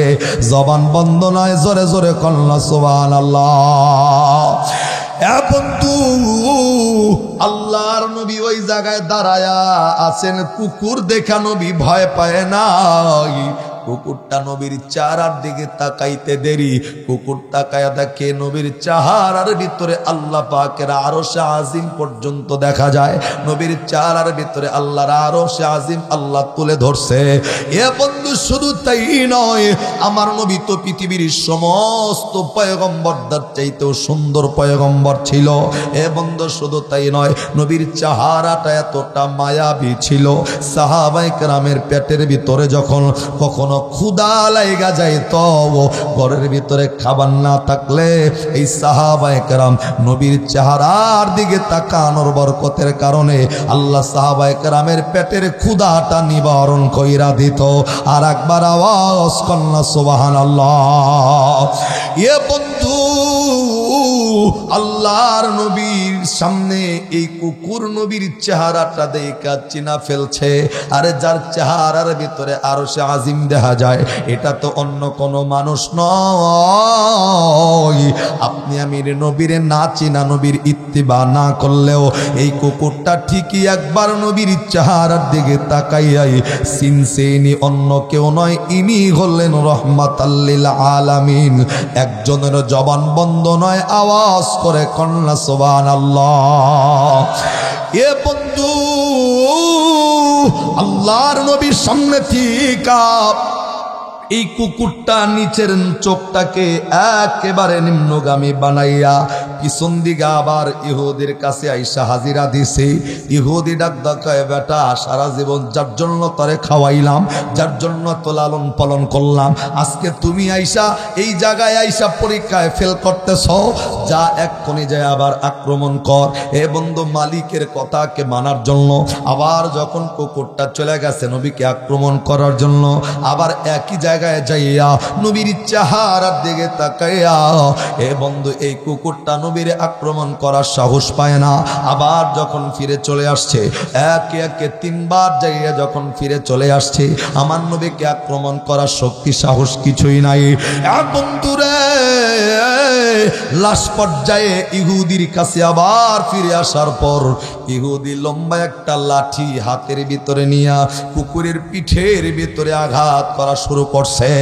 এ বন্ধু, এই মালিক ইহুদি কুকুরের ডাক ডাকায়, তরে কেন খাওয়াইলাম এতদিন, কেন তরে পড়াইলাম এতদিন, কেন তরে এত যত্ন করলাম, গোসল দাওয়াইলাম এতদিন, আজকে পরীক্ষায় বারবার ফেল করতেছ, যার জন্য তরে আমি এতদিন পালছি, আজকে সেই কাজটাই তুই করতে পারতেছ না। এ বন্ধু, আল্লাহর নবী ওই জায়গায় দাঁড়ায়া দাঁড়ায়া দৃশ্যগুলা দেখতেছিল। এ বন্ধু, কুকুরের পিঠে আঘাত করার পরে এ বন্ধু বারবার নবীকে আক্রমণ করতে বলে, কিন্তু কুকুরটা আর সামনে দিকে যায় না, যায় না, যায় না। এই কুকুরটা কষ্টে সহ্য করতে না পাইরা, লাঠির আঘাত সহ্য করতে না পাইরা, দুইটা চোখের পানি ঝর্ণার মতো জমিনে ছাইরা দিছে। এ বন্ধু, এই লাঠির আঘাতটা সহ্য করতে না পাইরা কুকুরের চোখ দিয়া যখন গাল বায়া বায়া পানিগুলা জমিনে পড়তেছে, এই কুকুর আল্লাহরে আস্তে করে ডাক ডাকায়, মাবুদ, আমি তোমার কাছে একটু সাহায্য চাইব। আল্লাহ, তোমার কাছে একটু অনুমতি চাই। যেই নবীকে আক্রমণ করার জন্য আমার মালিক আমারে পিটায়, মালিক, আমি পারি না, আমি কষ্টের আঘাত সহ্য করতে পারি না। আল্লাহ, তোমার নবীর ইজ্জতের বরকতে আমি কুকুরের জবানটা যদি একটু খুইলা দিতাম, আমি কুকুর, তোমার এই কুকুর তোমার নবীর ইজ্জতের বরকতে জবানটা খুইলা দিলে আমি আমার মালিক ইহুদির লগে একটু কথা বইলা নিতাম। জবান বন্ধ নয়, আওয়াজ করে কন্যা সুবহানাল্লাহ। আমার আল্লাহ আস্তে করে ডাক ডাক কয়, ক্বালা ইন্নাকা মিনাল মুনজিরিন। এ বন্ধু, কুকুর নবীর দোহাই দিয়া মালিকের কাছে নিজের জবান খোলার জন্য দোয়া চাইতে দেরি, আমার আল্লাহ কুকুরের জবানটা খুইলা দিতে দেরি করে নাই। আর একবার আওয়াজ করে কন্যা সুবহানাল্লাহ। এ বন্ধুরে, কুকুরের জবান যখন মানুষের ভাষার মতো খুইলা গেছে, এই কুকুরটা আঘাত খাইয়া সহ্য করতে না পাইরা নিজের মাথাটাকে ইহুদির চেহারার দিকে ঘুরাইয়া ইহুদির চোখের পানি ছাইরা দিয়া ডাক ডাকায়, এ আমার মালিক, আর একটা আঘাত যদি আমার নবীকে আক্রমণ করার জন্য আমার শরীরে তুমি করো, আমি তোমারে জানাইয়া দিব। আর একটা আঘাত যদি তুমি আমাকে করো, কাকে মারার জন্য আঘাত করতেছো? আমি যার চেহারার সামনে যাইয়া তাকাইছি, যার চেহারার ভিতরে আল্লাহর আরশে আজিম দেখা যায়, ওই নবীকে কেমনে আক্রমণ করার জন্য তুই আমার শরীরে আঘাত করো? ইহুদি মালিক শুনেনি, আর একটা আঘাত যদি নবীকে আক্রমণ করার জন্য আমার পিঠের উপর করো, আমার শরীরে যত শক্তি আছে এখনো শক্তি শেষ হয়ে যায় নাই, আমি আমার সব শক্তি প্রয়োগ কইরা তোমাকেই কিন্তু দুনিয়া থেকে বিদায় কইরা দেব। জবান বন্ধ নয়, আর একবার কন্যা সুবহানাল্লাহ। বন্ধু, এই কুকুর ডাক ডাকায় ইহুদিরে, যেই নবীকে আক্রমণ করার জন্য ট্রেনিং দিছ, যেই নবীকে আক্রমণ করার জন্য আমার শরীরে আঘাত করতেছ, আর একটা আঘাত যদি করো রে, আমি আমার সব শক্তি প্রয়োগ কইরা তোমাকে আক্রমণ কইরা দুনিয়া থেকে বিদায় কইরা দিব। তারপরেও রাহমাতাল লিল আলামিনের শরীরে কোনো আঘাত করতে পারবো না। আর একবার আওয়াজ করে কন্যা সুবহানাল্লাহ। বন্ধু, কুকুরের জবান খোলার সাথে সাথে এই মালিকের ইহুদির লগে যখন কথা বলছে, আস্তে কইরা ইহুদির হাত থেকে লাঠিটা অটোমেটিক হাতের থেকে পড়ে গেছে। বন্ধু, আল্লাহর নবী ওই জায়গায় দাঁড়াইয়া ইহুদির ডাক ডাকায়, বেটা তুমি আমারে দাওয়াত দিছো, দাওয়াত খাবার জন্য এক নম্বরে মিথ্যা কথা কেন বললা? দুই নম্বরে আমার সামনে দাঁড়াইয়া এই কুকুরকে আমার দিকে লালাইয়া দিছ আমাকে দুনিয়ার থেকে বিদায় করে দেওয়ার জন্য।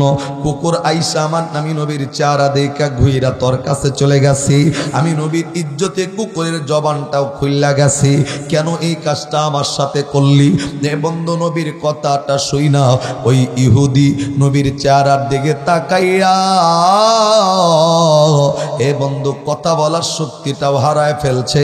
আমার নবী ইহুদির চেহারার দিকে তাকায়া দেখি ইহুদির মনের অজান্তেই দুইটা ফোঁটা চোখের পানি চোখ দিয়া বন্ধু ঝর্ণার মতন জমিনে পড়তে আরম্ভ হয়ে গেছে।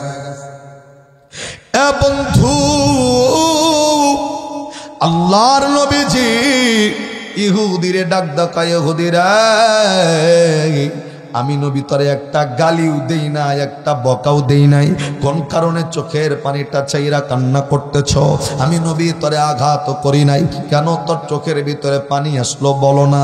আস্তে কইরা ইহুদি ডাক ডাকায়, নবী গো, এই কুকুরটাকে দুনিয়ার জমিনে পালন করছি শুধুমাত্র আপনাকে দুনিয়ার থেকে বিদায় করে দেওয়ার জন্য। পয়গম্বর, এই কুকুর আপনি আমার নিজের পালিত কুকুর হইয়া আপনি নবীর এই কুকুরটা চিনছেন, আপনি নবীর ইজ্জতে আমার এই কুকুরের জবানটাও খুইলা গেছি। এ পয়গম্বর, আমার পালিত কুকুর আপনি নবীরে চিনল, যেই কুকুর কথা কইতে পারে না, যেই কুকুর মানুষের মতো জ্ঞান বুদ্ধি রাখে না, এই কুকুর হইয়া আপনি নবীরে চিনল, আর আমি মালিক মানুষ হইয়া আপনি নবীরে চিনলাম না। এ পয়গম্বর শুনে না, আমার চোখের পানিটা এমনে এমনে আসে নাই, আমার চোখের পানি আসার কারণ হইল এ নবীজি, এই কুকুরটা যখন আপনি নবীর ইজ্জতে জবানটা খুইলা গেছে, আমার দিলের ভিতরে সেই সময় একটা শান্তির বাতাস লাইগা গেছে। আল্লাহু আকবার খান। নবীর ডাক ডাকায়, নবী গো, আপনি নবীর ইজ্জতের বরকতের কারণে এই কুকুরের জবান যখন খুইলা গেছে, আমার দিলে কেমন যেন একটা শান্তির বাতাস লাগছে। এ পয়গম্বর, এই কুকুর আপনি নবীরে চিনল, আমি মানুষ হইয়া নবী আপনি রে চিনি নাই। এ নবী, আমার কুকুর আপনি নবীরে চিনা দিছি। এ পয়গম্বর, যেই নবীর ইজ্জতে কুকুর তাকে আক্রমণ করে না, যেই নবী নবীকে কুকুর মাকলুক হইয়া চেনে, আর আমি মানুষ হয়ে আপনি নবীরে চিনতে পারছি না।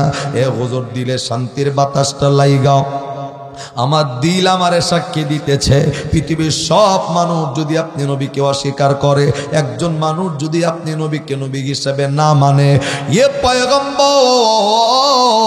সব মানুষ যদি অন্য প্রান্তে দাঁড়াইয়া যায়, আমি একা অন্য প্রান্তে দাঁড়াইয়া আমি আজকে যেটা দেখেছি, আমি আজকে যেটা শুনেছি, এ নবী, আমি আমার এই জায়গা থেকে সিদ্ধান্ত আপনাকে জানায়া দিব, সব মানুষ আপনাকে নবী না মানলেও, সবাই আপনাকে অস্বীকার করলেও, আমি ইহুদি আপনাকে সাক্ষী দিব, আশহাদু আল্লাহ ইলাহা ইল্লাল্লাহু ওয়া আশহাদু আন্না মুহাম্মাদান আবদুহু ওয়া রাসূলুহু। জবান বন্ধ নয়, আওয়াজ করে কন্না সুবহানাল্লাহ। এ বন্ধু, নবীকে মহব্বত করলো, আর আমি নবীকে মহব্বত করবে যারা, কানা মাই ফিল জান্নাহ, আমি নবীর লগে জান্নাতে থাকবে তারা। এ বন্ধু, শুধুমাত্র একটা কুকুর যার জন্য জান্নাতও নাই জাহান্নামও নাই, শুধুমাত্র নবীকে চেনার কারণে, কুকুরটা যদি জান্নাতি হয়, আপনার আমার জন্য জান্নাত জাহান্নাম আল্লাহ বানাইছে। এ বন্ধু, তাহলে সেই নবীর চিনা, সেই নবীর সুন্নতের আমল কইরা, নবীর মহব্বত কইরা, নবীর লগে জান্নাতে থাকার ইচ্ছা আছে না নাই? আরে চিল্লা জোরে বলেন, আছে না নাই? নবীর লগে জান্নাতে থাকবো, হাত তোলেন ইনশাআল্লাহ। নবীর লগে জান্নাতে থাকবো। এরে ইনশাআল্লাহর আওয়াজ দ্যাম মারেন কেন? আবার জোরে কর। নবীর লগে জান্নাতে থাকতে চাইলে শর্ত কি? মান আহাব্বা সুন্নতি, সুন্নতের মহব্বত করতে হবে আমার নবীর। কথা কন ঠিক নি? নবী ডাক দেখায়, নবীর সুন্নতকে মহব্বত করলেই ফাকাদ আহাব্বানি, আমি নবীর মহব্বত করা হবে। ওমান আহাব্বানি, আর যদি করো, কানা মাই ফিল জান্নাহ, একমাত্র আমি নবীর সুন্নতের মহব্বতের বরকতে আমি নবীর লগে জান্নাতি হতে পারবা। এ বন্ধু, সেই নবীর সুন্নতের মহব্বত করে, নবীর সুন্নত মেনে জিন্দেগি পরিচালনা করে, নবীর লগে জান্নাতে থাকার ইচ্ছা আছে তো ইনশাআল্লাহ? আল্লাহ নবীর সুন্নত মেনে নবীর লগে একাত্রিত এক জান্নাতে থাকার তৌফিক আমাদের দান করেন। জবান বন্ধ না, চিল্লা আমিন কন। আবার জোরে বলেন আমিন বলেন। আরে হাত সোজা করে আমিন কন, হাত সোজা করে আমিন বলেন। আল্লাহ আমাদেরকে নবীর সুন্নতের পাবন্দি বানায়া, নবীর লগে জান্নাতের মেহমান বানায়া দিও, একবার কন আমিন। আবার বলেন আমিন, আবার বলেন আমিন। আপনার মানে একটা আমল, আমলের নাম নবীর সুন্নতের মহব্বত। এই নবীর সুন্নতের মহব্বত, নবীর সুন্নতের মহব্বত, নবীর সুন্নতের মহব্বত, নবীর সুন্নতের ভালোবাসা অন্তরে আছে তো? জোরে কর না। এই যারে ভালোবাসা যায় তারে কি কষ্ট দেওয়া যায়? জোরে বলেন। আজকে যারা এশার নামাজ পড়েন নাই, শুধু এশার নামাজের গুনাহ তাদের আমল নামায়। যারা রমজানের রোজা রাখবেন না, শুধু রোজার গুনাহ তাদের আমল নামায় হয়। যারা যে যে ইবাদতটা বাদ দিবেন, সেই ইবাদতের গুনাহ তার আমল নামায় লেখা হয়। কিন্তু আপনি কি জানেন, এমন একটা গুনাহ আছে যেই গুনাহ 24টা ঘন্টা লেখা হয়। এমন একটা গুনাহ, যেই গুনাহ আপনি করার কারণে কোরআন শরীফ পড়তেছেন, তারপরে আপনার আমল নামায় গুনাহ লেখা হবে। নাউজুবিল্লাহ কইলেন না? ওই কাজটা করলে, নামাজে দাঁড়ায় আছেন, তারপরে ফেরেশতারা গুনাহ লেখে। ওই কাজটা করলে আপনি কাব আর গিলাফ ধরে দাঁড়ায় আছেন, তারপরে আমল নামায় গুনাহ লিখবে। নাউজুবিল্লাহ কোনটা কেন? নামাজ না পড়লে নামাজের গুনাহ, রোজা না করলে রোজার গুনাহ, হজ না করলে হজের গুনাহ, যাকাত না দিলে যাকাতের গুনাহ, যেটা সেটার গুনাহ। কিন্তু এমন একটা গুনাহ, অপরাধ, যে অপরাধটা করলে 24টা ঘন্টা আপনি ঘুমায় থাকলেও আমল নামায় ফেরেশতারা গুনাহ লেখে। নাউজুবিল্লাহ আবার কম। আমি আবারও বলছি, সেই নবীর সুন্নতরে ভালোবাসার দরকার আছে না নাই? যেই নবীরে ভালোবাসা যায়, সেই নবীরে কষ্ট দেওয়া যায়। কিন্তু আপনি যদি বলেন, হুজুর সেই গুনাহটা কোন গুনাহ যেটা ঘুমায় থাকলে হয়? সেই গুনার নাম হচ্ছে, কোনো মানুষ যদি আমার নবীর এই সুন্নতকে ব্লেড দিয়ে সাইজা ফালায় দেয়। নবী ডাকতে কি বলছে জানেন? কোনো মানুষ যদি দাড়িতে কুল লাগাইলো, সে আমি নবীর কলিজায় আঘাত দিল। নাউজুবিল্লাহ করবেন না? কথাটা সিম্পল ভাবে নিয়েন না, নাউজুবিল্লাহ জোরে করবেন না? কোনো মানুষ দাড়িতে খুল লাগানো মানে নবীর কলিজায় আঘাত দেওয়া। এই নবীর কলিজায় আঘাত দিয়া নবীর শাফায়াতের আশা করতেছেন? কেমনে সম্ভব? এটা পাগলও বিশ্বাস করবে। কোনো মানুষ যদি নবীর কলিজার ভিতরে আঘাত দেয়, আবার সে নবীর শাফায়াত নিয়েই জান্নাতে যাওয়ার ইচ্ছা করতেছে। এটা কেমনে সম্ভব? কোনোভাবেই সম্ভব নয় ভাই। নবীর সুন্নতের মহব্বতটা দিলের ভিতর থেকে করেন। এমন একটা গুনাহ যে দাড়ি কাটলে আপনি রাত্রিবেলায় ঘুমায় থাকলেও আমলনামায় গুনাহ লেখা হয়। অনেক মানুষ চিন্তা করতেছে হুজুর আমার বয়স হয় না, এর লিগে দাড়ি রাখি না। এবার আপনারা বলেন তো, বয়স না হইলে কি দাড়ি জ্বালায়? এরে পাবলিক কথা বল না কেন? বয়স না হইলে দাড়ি জ্বালায়নি? বয়স না হইলে দাড়ি জ্বালায়? আপনি যে কোন যে হুজুর বয়স নাই, অনেকে এখন চিন্তা করে হুজুর কেবল বিয়া শাদী করি নাই, বিয়া শাদীটা করে পরে দাড়ি রাখি। বিয়া শাদী হওয়ার পর বাচ্চা কাচ্চার বাপ হইয়া নই, বাচ্চা কাচ্চার বাপ হইয়া লাস্টে ডাক দেওয়া হুজুর ফোলা মিয়া বিয়া দিয়া নেই, তারপরে দাড়িটা রাখা শুরু করি। হ্যাঁ, ফোলা মিয়া বিয়া দেওয়ার পরে বেটার হায়াতের জিন্দিগি শেষ, আজরাইলের টাইম মারে উড়ে নিয়ে যায়।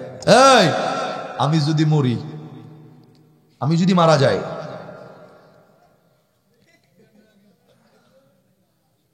আমি মারা যাওয়ার লগে লগে আমার শরীর থেকে এই যে টুপি খুলবো, জুব্বা খুলবো, পাঞ্জাবি খুলবো, সব খুলবো, কিন্তু আমি নবীর দাড়িটা কিন্তু কাইডা আমার কেউ কবরে ঢুকাইব না। ততক্ষণ ঠিক না? ফেরেশতারা আমার চেহারা দেখার লগে লগে প্রথমেই দেখবে যে এই লোকটার কিচ্ছু না থাকলেও আমল আছে বা না আছে সেটা পরে, অন্তত নবীর একটা সুন্নত নিয়ে লোকটা কবরে ঢুকছে। ততক্ষণ ঠিক কিনা? আমি তো বললাম এর জন্যই যে শেষ জামানায় নবীর একটা সুন্নতকে আঁকড়ে ধরা মানে 100 গলা কাটা শহীদের মর্যাদা দান করবে কে? আমি দেখতেছি উঠে যাইতেছে তারা, যাদের দাড়ি নাই তারা খালি উঠতেছে একে একে। এই আপনি আমারে ফাঁকি দিয়ে লাভ আছে? আমি তো আপনারা জোর জবরদস্তি করবো না যে আপনি দাড়ি রাখেন, আমি তো জাস্ট বলা দরকার বলে যেতেছি। আমি যে দাড়ি রাখছি খুব খারাপ লাগতেছে আমার, এমনি আবেগে বইরা কইেন না, সিরিয়াসলি কথা কন, খারাপ লাগে? আমি তো 2020 সালে অনার্স করছি কোরিডিয়ার থেকে। আমাদের সাথে যারা ইয়ারমেট ছিল, বিশেষ করে আমাদের সাথে যারা পড়াশোনা করছে, এগুলাও মানে পিছন থেকে অনেক সময় চাচা বলছে যে চাচা একটু সাইড দেন, হ্যাঁ চাচা একটু সাইড দেন, চাচা সাইড দেন, পিছনে ঘুরা দেখি যে আমি ক্লাসে পড়ে না, আমার মানে যে আমাদের সমবয়সী চাচা কইছে গিল্লিগা জানেন, শুধুমাত্র নবীর সুন্নতের মহব্বতে, অর্থাৎ নবীর সুন্নতকে আমি মহব্বত করছি, এই সুন্নতের কারণে আমার বয়স হয়েছে বেশি, এর লেগে হয়ে গেছি চাচা। এর লেগে কি আমার সম্মান শেষ হয়ে গেছে গা? শরীরের শক্তি শেষ? খুব বেশি বয়স হয় নাই, কিন্তু আমি 1994 জানুয়ারি 10 তারিখে জন্ম আমার, 30 বছর রানিং চলছে আমার অরিজিনাল বয়স, আর সার্টিফিকেটের বয়স হলো 28। তো ভাই আমি যদি 30 বছরের যুবক হয়ে, না বুড়ো হয়ে গেছি, 30 বছরের বুড়ো হইয়া আমি যদি দাড়ি রাখতে পারি, আপনি মিয়ার বাপ ফোলার বাপ নিয়ে চিন্তা করতেছেন। অনেক যুবক চিন্তা করে হুজুর দাড়ি রাখলে সুন্দরী বউ পাওয়া যায় না। আরে বেটা, দাড়ি রাখলে যেই বউ বিয়া করবা, যেই বউ দাড়ি পছন্দ করে না, ওই বউরে বিয়া করলে সংসারে শান্তি আশা করা যায় না। কথা কন ঠিক কিনা? কেননা ও নবীর সুন্নতের দুশ্মন যারা, এদেরকে দিয়ে কখনো শান্তির আশা করা যায়? শান্তির আশা করা যায় না। নবীর সুন্নতের দুশ্মন যারা হবে, যদি আপনার ওয়াইফ বলে যে দাড়ি রাখো না, আরে এই বউ 3 বার লাত্তি দিয়ে তালাক দেন। কথা কন না কেন? যেই বউ আপনার নবীর সুন্নতকে রাখতে প্রাধান্য না দিয়া বাধা দিবে, এরকম বউ 3 কথা দিয়া 5 বার বিদায় করে দেন প্রত্যেক দিন বাড়ির থেকে। কিছু পাবলিক আছে, আমার হাস্যরহস্য একটা কথা বলি। এক যুবক আমারে ডাক দেখায়, হুজুর দাড়ি রাখা কি? আমি বলছে সুন্নত, আবার ওয়াজিব। বিয়া করা কি? আমি কই ফরজ। কয় হুজুর এর জন্য দাড়ি রাখি না। কি বুঝলেন এবার? বিয়া করা কি? আরে কথা কন, বিয়া করা আর দাড়ি রাখা সুন্নতের দাম বেশি না ফরজের দাম বেশি? কয় হুজুর এর লিগে দাড়ি রাখি নাই। কি দাড়ি রাখলা, কি বুঝি না, তুই কি কইলা তুমি আমার? তো বিয়া করা ফরজ, দাড়ি রাখা সুন্নত, তাই দাড়ি রাখো না, এটার কি অর্থ বুঝি না। কয় হুজুর বিয়া করছি, বউ হইল ফরজের বউ। কথা কন না কেন? বিয়া করছি মানে ফরজ, কাম করছি ফরজ কাম, মানে কামের যেই লোক, এই লোক তো ফরজের বউ। এখন এই ফরজের বউ আমার যদি বলে সুন্নত রাইখো না, এখন দাম দিব কোনটা? এটা আমার ফরজের বউ আমারে বলছে সুন্নত রাইখো না, কিন্তু ফরজের প্রাধান্যতা আগে দেওয়া লাগবে, এর লেগে তো দাড়িটা রাখি নাই, মানে আমার বউ আমার নিষেধ করছে দাড়ি রাইখো না। নাউজুবিল্লাহ। কালকে আবার জোরে কন। এরকম ওয়াইফ যদি কপালে থাকে, আল্লাহর কসম জান্নাতের গ্রান পাইতে দেরি হবে। কথা কন ঠিক কিনা? নবীর সুন্নতের ভালোবাসাটা দিলের ভিতরে ঢুকান। আরে নবী পায়া গেলে, আমি তো কইছি তুমি আজকে দুনিয়ার জমিনের চামড়াওয়ালা, চামড়া সাদা ওয়াইফ নিয়া চিন্তা করতেছো এই বউ যদি হারায় যায় আর জীবনে ভাইতাম না রে, ভাইতাম না। তুমি কি জানো মিয়া জান্নাতে আল্লাহ তোমার জন্য কি রাখছে? প্রথমে কইছিলাম এক একটা জান্নাতি মানুষের জন্য ৭০,০০০ হুর পরি রাখছে কে? আল্লাহ নামটা কইও, জোরে কইও। এক একটা হুর পরির চেহারা এতটা সুন্দর হবে। আমি তো একটা জুব্বা পরছি, আমার চেহারা দেখুন যায় না, আমার চামড়া দেখুন যায় না, কিন্তু জান্নাতি হুর পরি ৭০ ফল্লা কাপড় পরবে। কয় ফল্লা? ফল্লা বুঝেননি? ৭০ ভাট। ৭০ ভাট কাপড় পরলেও জান্নাতি মানুষ একটা নজর দিবে শুধু হুরপরির দিকে। ৭০ পাট কাপড় ভেদ কইরা হুরপরির চামড়া দেখা যাবে। সুবহানাল্লাহ। কালকে কইেন হুরপরির চামড়া দেখার পর ভিতরের গোস্ত এক নজরে দেখা যাবে, গোস্ত ভেদ কইরা ভিতরের হাড় দেখা যাবে, হাড় ভেদ কইরা হুরপরির মজক পর্যন্ত দেখার ব্যবস্থা আল্লাহ করে দিবে। যেই বিড়ির চেহারার দিকে একবার চাইলে ৭০ পল্লা কাপড় ভেদ কইরা হাড়ের ভিতরের মজক দেখা যায়, এই বিড়ি কালা না দলা? যারা কথা কয় না কল্পনা হইগানে নাই, জোরে খান। একটা নয়, এরকম ৭০,০০০ ব্যবস্থা রেখেছেন কে? মানতে হবে নবী, মানতে হবে আল্লাহ। দুনিয়া মাইনা আল্লাহ পাওয়ান যায় না, দুনিয়া মাইনা জান্নাত পাওয়ান যায় না। কথা কন ঠিক কিনা? অন্তরের নিয়তটা খাড়ি করেন। আমি যুবক হয়ে যদি দাঁড়িয়ে রাখতে পারি, অনেক কলেজ ইউনিভার্সিটির পোলাপান দেখবেন বিয়ে শাদী করে নাই, কিন্তু এমনভাবে নবীর সুন্নতটাকে রেখে দিয়েছেন, মনে হয় যে কোন মাদ্রাসার শাইখুল হাদিস, অরিজিনালি শাইখুল হাদিস নয়, জেনারেল পড়াশোনা করছে। তারা দাড়ি রাখছে, দাড়ি রাখলে ইজ্জত কমে যায় না, দাড়ি রাখলে ইজ্জত বাড়ে, চেহারা বাড়ে, যৌবনের শক্তি বাড়ে। কতক্ষণ ঠিক না ব্যাটি? আপনি যে স্মার্ট সাজতেছেন ক্লিন শু হইয়া, আপনি কয় নাম্বারের স্মার্ট? এটা হাদিস দ্বারা প্রমাণিত। আপনি যত স্মার্ট সাজার চেষ্টা করেন দাড়ি কামাইলে, আপনি কি জানেন দাড়ি যতবার কাটবেন ততবার আপনার যৌবনের শক্তি ক্ষয় হবে? এটা হাদিস দ্বারা প্রমাণিত। আপনি উপরে স্মার্ট, মানুষ বলে উপরে ফিটফাট, ভিতরে সতর্কা। হ্যাঁ ঠিক কয় না? কয় না উপরে স্মার্ট মাগার ভিতরে সতর্কা। এই মহিলার দাড়ি নাই, আপনারও নাই, পার্থক্য কি? কথা কন না কেন? মহিলারও নাই দাড়ি, আপনারও নাই দাড়ি। মহিলার ফ্রেস ও তেলতেলা, আপনার ফেস ও তেলতেলা, তাহলে মহিলার লগে আপনার পার্থক্য কি? কথা কন না কেন? বর্তমান সময়টা আইছে এমন, পুরুষ যেমন নারী হওয়ার লিগা ঘুরতেছে, নারীও তেমন পুরুষ হওয়ার লিগা ঘুরতেছে। কয়েকদিন আগে একটা নিউজ দেখছি আমি মোবাইলে, কলেজের দুই বান্ধবী প্রেম করছে একটা আরেকটার লাগে, বন্ধু বান্ধবী নয়, বান্ধবী বান্ধবী প্রেম করছে। একটার বিয়ে হয়ে যাওয়ার কারণে আর একটা সুসাইড করছে। নাউজুবিল্লাহ। সকালে কয়ে জোরে কন, এই তোরা চুপ করবে না, বুঝো না কিছু না, বোধ নাউজুবিল্লাহ। চিন্তা করে দেখছেন নি তেলে যে বান্ধবী বান্ধবী একজন আর একজনের লিগা পাগল। বর্তমান সময় নারী চাই পুরুষ হইতে, আর পুরুষ চাই নারী হইতে। কথা কন না কেন? পুরুষের পোশাক নিচে নারী, নারীর পোশাক নিচে পুরুষে। দেখবেন পুরুষের হাতের বয়লা, পুরুষের এমন একটা স্টাইল নিয়ে রাস্তা দিয়ে ঘোরে, পিছন দিকে নারী না পুরুষ বোঝা যায় না, ঠিক এম নেই না। আজকে পুরুষের যেমন চুল খাটো খাটো, অনেক নারী আছে ফ্যাশন বানাইতে গিয়া চুল কাইটটা একেবারে খাটো বানায়।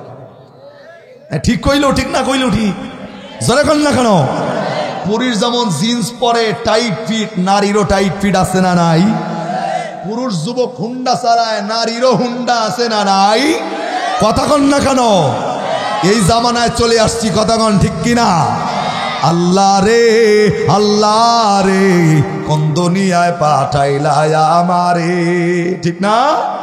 জোরে বলা লাগবো ঠিক কিনা? আল্লাহ রে আল্লাহ রে, কোন দুনিয়ায় পাঠাইলা আমারে। কোন একটু কোন দুনিয়ায়, সবাই কোন দুনিয়ায় পাঠাই, আল্লাহ রে আল্লাহ রে, কোন দুনিয়ায় পাঠাইলা আমার। সবাই জবান খুললা জোরে, কোন দুনিয়ায় পাঠাই।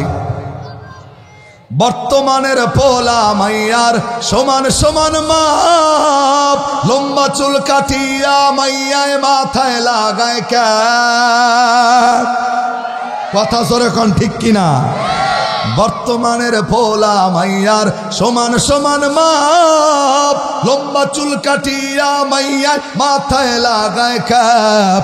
আল্লাহ রে কোন দুনিয়ায় পাঠাইলা আমারে, আল্লাহ রে। সবাই যে কথা কব না এটা এই গুরু ফেললো, জোরে কোন ঠিক কিনা? জোরে বলেন, কোন দুনিয়ায় পাঠাইলা আমারে আল্লাহ রে, আল্লাহ রে, কোন দুনিয়ায়। জিন্সের প্যান্ট শার্ট পরিয়া রাস্তা হাইটা যায়, পোলানা মাইয়া তারে চিনা বড় দায়। কথা গান ঠিক না বেঠি? জিন্সের প্যান্ট শার্ট পরিয়া রাস্তা হাইটা যায়, পোলানা মাইয়া তারে চিনা বড় দায়। আল্লাহ রে, কোন দুনিয়ায় পাঠাইলা আমারে আল্লাহ রে, আল্লাহ রে। মাশাআল্লাহ। হিন্দি গানের টান মারিয়া রাস্তা হাইটা যায়, কারো কারো কারো কারো কারো কারো সুরে আবার বুকটা ফাইটা যায়। কথা কোন ঠিক না বেঠি? বুক ফাটা পোলা বানাচ্ছে না নাই? জোরে কন, জোরে কন। হিন্দি গানের টান মারিয়া রাস্তা হাইটা যায়, কারো কারো সুরে আবার বুকটা ফাইটা যায়। আল্লাহ রে, কোন দুনিয়ায় পাঠাইলা আমারে আল্লাহ রে, আল্লাহ রে, কোন দুনিয়ায়। বর্তমানের ভোলা মাইয়া দেখায় কি কারবার, মগাই পিছে মগি সামনে হুন্ডারি ড্রাইভার। এবার কথা কইলেন নাকি লিগা? হুন্ডা চালাই না পাবলিক মেয়ে মানুষ বাংলাদেশে আছে না নাই? এমন একটা ভাব নাই, টিকটক বানায়। যেরকম কিটক, টিকটকের ভাবল বাংলাদেশে অভাব নাই। কথা কন ঠিক নেই? বর্তমানের ভোলা মাইয়া দেখায় কি কারবার, মগায় পিছে মগি সামনে হুন্ডারি ড্রাইভার। আল্লাহ রে, কোন দুনিয়ায় পাঠাইলা আমারে আল্লাহ রে, আল্লাহ রে। মন খারাপ কার কার? এগুলা হোনার পরে হাত তোলেন। মন খারাপ হয়েছে? এগুলা বাস্তবের সাথে মিল আছে না নাই? চিল্লা জোরে কর। অথচ ১,৫০০ বছর আগে আল্লাহ বললেন, করোনা ফি বুয়ুতিকুন্না ওয়ালা তাবাররাজনা তাবাররুদাল জাহিলিয়াতিল উলা। নারীরা অর্ধুলঙ্গ হয়ে রাস্তায় বের হবে না, নারীরা বেপর্দা হয়ে রাস্তায় বের হবে না। নারীর শালীনতা, নারীর পর্দায় থাকার বিধান কোরআনে নাজিল করেছেন কে? বর্তমান সময় আসছে এমন, যদিও বাড়ির প্রোগ্রামের লিগে আমি প্রথমে কিছু বলি নাই, জাস্ট শুধু এতটুকু বলে দেওয়া যায় আপনাদের মাথার টনকটা নড়ানোর জন্য। বর্তমান সময় দেখবেন মোবাইল আছে, এই মোবাইল দিয়া যুবক বিয়া করছে নতুন, বিয়াটা কইরা বাসর রাত্রে বড় নিয়ে সেলফি তোলে, ওইটা আবার ফেসবুকে স্ট্যাটাস দেয়, উপরে লেখা দেয় আমি এবং আমার ওয়াইফ দেখতে কেমন লাগে একটু কমেন্ট করে জানান। কথা কন না কেন? জোরে কন না কেন? আর অন্য যারা হের ফেসবুক ফ্যান, এরা সুন্দর করে লেখা দেয় মাশাআল্লাহ, সুইট সুইট, দেখতে খুব ভালো। কথা কন না কেন? বউ আপনার অন্যজনে কয় মাশাআল্লাহ, কেমন লাগে? এই বউ আপনার অন্যজনে কয় সুইট মিষ্টি, কেমন লাগে? কমন সেন্স তো থাকা দরকার। কথা কন ঠিক কিনা? আপনার বউ আপনি যদি পর্দায় না রাখেন, এখন পর্দা তো নাই, শাড়ি না মশারি পরায় কিচ্ছু বোঝা যায় না বর্তমান সময়। কথা কন না? যদি যায় রাস্তা দিয়া জিজ্ঞাসা যদি করে বউ রাখবা পর্দায়, বউ অফেনে বের করছে কি লিগা? কয় হুজুর বউ পর্দায় তো রাখবো, আমার বউ নতুন বিয়া করছি, বউটা সুন্দরী, আমি তো দেখি, এলাকার মানুষের তো হক আছে। কথা কন না? এই বেটা বিয়া করে নিজের বরে অন্য মানুষকে দেখায়, এলাকার মানুষের হক আদায় করে। নাউজুবিল্লাহ কইতেন না? পর্দায় রাখার ব্যাপারে কোরআনে নির্দেশনা দিয়েছেন কে? একটা কথা শুধু, চোখকার পোলাপান, একটা কথা শুধু মাথার ভিতরে নেন। আপনার ওয়াইফকে যদি বেপর্দায় রাস্তায় বের করেন, চাষটলের মানুষ, মাঠের মানুষ, ঘাটের মানুষ, হাটের মানুষ, আপনার ওয়াইফরে দেখা দেখা অন্তরের ভিতরে যে খারাপ মন্তব্যগুলা করে, আপনি যদি সেই মন্তব্যের খবর জানতেন, লাঠি দিয়া ফিডাইতে গেতেন তার মাথায়। কথা বল না কেন? ওয়াইফ আপনার অন্যজনে যেই মন্তব্যগুলা করে দেখে দেখে আপনি যদি জানতেন যেই মন্তব্যগুলো আপনার ওয়াইফকে নিয়ে করা হচ্ছে, আপনি তারা পিড়াইতে গেতেন লাঠি দিয়া, তরবারি দিয়া, ফললে প্রয়োজনে তাকে খুন করে ফেলতেন। এমন পরিকল্পনা মানুষ আপনার ওয়াইফকে নিয়ে করে। তাহলে যেই ওয়াইফ আমার ওয়াইফ, আমি দেখব, অন্য মানুষকে দেখবে, অন্য মানুষ আমার ওয়াইফকে নিয়ে তার বিছানায় চিন্তা করবে, মুসলমান হলে এটা কখনো হতে দিতে পারে না। কথা ঠিক কিনা? তাহলে পর্দায় থাকা যেমন ফরজ, তাহলে নারীকে পর্দায় রাখার দায়িত্ব কিন্তু স্বামীর। কথা ঠিক নেই? তো নবীর সুন্নত মানতে রাজি নাই, আল্লাহর হুকুম মানতে রাজি নাই, মন মর্জি, মন যা চায় তাই করতেছি। এই আজকের এই মাহফিলে বসে আমি বলতে চাই যে যেহেতু মালিক দুনিয়ার জমিনে প্রেরণ করছেন, নবীর শাফায়াত ছাড়া জান্নাতের আশা করা যায় না। কোনো মানুষ এইখানে যারা বসেছেন আজকে তে অন্তরের নিয়তটা ফাক্কা করেন যে হুজুর নবীর সুন্নতটা আজকে থেকে ছেড়ে দেব না ইনশাআল্লাহ। কোন জোরে কোন? আমি যখনই কথা কই তখনই খালি দাড়ি ছাড়া মানুষগুলো উঠে যাইতেছে। বাট আমি আর ওয়াদা করাইতাম না যে আপনার দাড়ি রাখেন, কারণ এরা ভয়ে আছে হুজুর যদি কয়ালায় একবার তাহলে সর্বনাশ। আমি সর্বনাশের কাছেই গেলাম না, এক্ষুনি মোনাজাত হবে। আল্লাহুম্মা সাল্লি আলা মুহাম্মাদ ওয়া আলা আলি মুহাম্মাদ কামা সাল্লাইতা আলা ইব্রাহিম। বলা ভাঙি আছে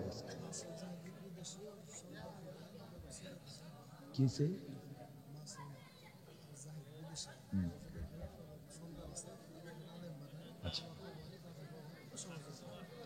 اللهم صل على محمد وعلى ال محمد كما صليت على ابراهيم وعلى ال ابراهيم انك حميد مجيد اللهم بارك على محمد وعلى ال محمد كما باركت على ابراهيم وعلى ال ابراهيم انك حميد استغفر الله الذي لا اله الا هو الحي القيوم। মাসুদ আর কি পারবেশ? আমরা শ্বশুর আছে জীবিত, শাশুড়ি জীবিত। اللهم آمين ربنا ظلمنا أنفسنا وإن لم تغفر لنا وترحمنا لنكونن من الخاسرين। আল্লাহ রাত্রি গভীর হয়ে গেছে, তাকাইয়ে দেখো কোরআন প্রেমিক মানুষগুলা কোরআনের মহব্বতে গভীর রাত্রি পর্যন্ত বসে বসে যারা কোরআনে আলোচনাগুলা শুনলো, আজকের আলোচনা বিফলে দিবা না। মালিক আজকের আলোচনা আমাদের প্রত্যেকের জিন্দেগিতে বাস্তবায়ন করার তৌফিক দান করে দাও।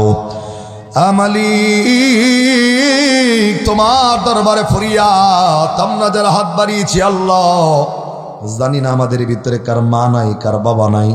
আল্লাহ কার মা বাবা কবরের ভিতরে ঘুমাইয়া গেছে, সেই মা বাবার কবর আপনি জান্নাতের টুকরা বানায় দেন আল্লাহ। আমরা যারা হাত বাড়িয়েছি সবাই গুনাহগার, জীবনে এমন কোনো গুনাহ নাই যে গুনাহ করি নাই। আল্লাহ গুনাহ করতে করতে গুনার পাগার হয়ে গেছে, তামাম জিন্দেগির সব গুনাহগুলো আপনি মাফ করে দেন।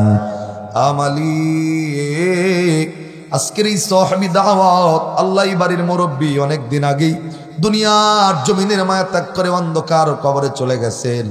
আল্লাহ তার কবর আপনি জান্নাতের টুকরা বানায় দেন। মালিক আল্লাহ এই বাড়ির দুইটা সন্তান বিদেশের বাড়িতে আছে আল্লাহ, আল্লাহ তাদের দুইজনের নেক হায়াতের ভিতর আপনি বরকত বাড়ায় দেন আল্লাহ, কামাইতে বরকত বাড়ায় দেন, নেক হায়াতে বরকত বাড়ায় দেন, হালাল রুজি উপার্জনের ব্যবস্থা করে দেন, হালাল হারাম বাঁচিয়ে চলার তৌফিক দান করেন। মালিক তোমার দরবারে ফরিয়াদ, আল্লাহ তাদের দুজনের সন্তান আলেম বানানোর জন্য নিয়ত করেছেন আল্লাহ, আল্লাহ ওয়ালা আলেম, আল্লাহ হাফেজে কোরআন, দিনদার ওয়ালা আলেম হিসাবে কবুল করে নেন। মালিক তোমার দরবারে ফরিয়াদ, আল্লাহ এই বাড়ির ফ্যামিলি সদস্য সংখ্যা যারা আছে আল্লাহ সকলের নেক হায়াতে বরকত বাড়ায় দেন আল্লাহ, সকলের থেকে আসমানি বালা, জমিনি বালা, হাওয়াই বালা, সমস্ত বালা মুসিবত থেকে হেফাজত করেন। আজকে প্রত্যেকটা বক্তার আলোচনা আমাদের জিন্দেগিতে বাস্তবায়ন করার তৌফিক দান করেন।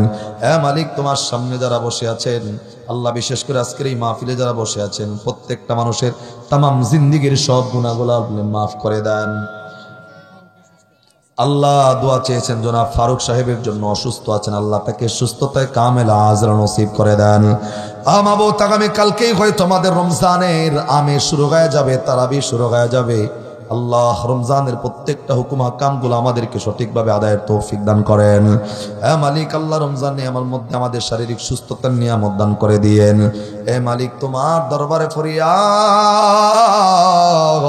আল্লাহ রমজানুল মুবারক আমাদের উপর সবে কদরটা নসিব করে দিয়েন। আল্লাহ তোমার দরবারে ফরিয়াদ, আজকে বাড়িওয়ালা আল্লাহ ক্লান্ত পরিশ্রমের ফলে টাকা পয়সা খরচ করে আল্লাহ মাহফিলকে আল্লাহ ইন্তেজাম করেছেন, আল্লাহ তার আয়োজনকে আপনি কবুল করে কিয়ামতে এই মাহফিলের উসিলায় নাজাতের জরিয়া বানায় দিয়েন।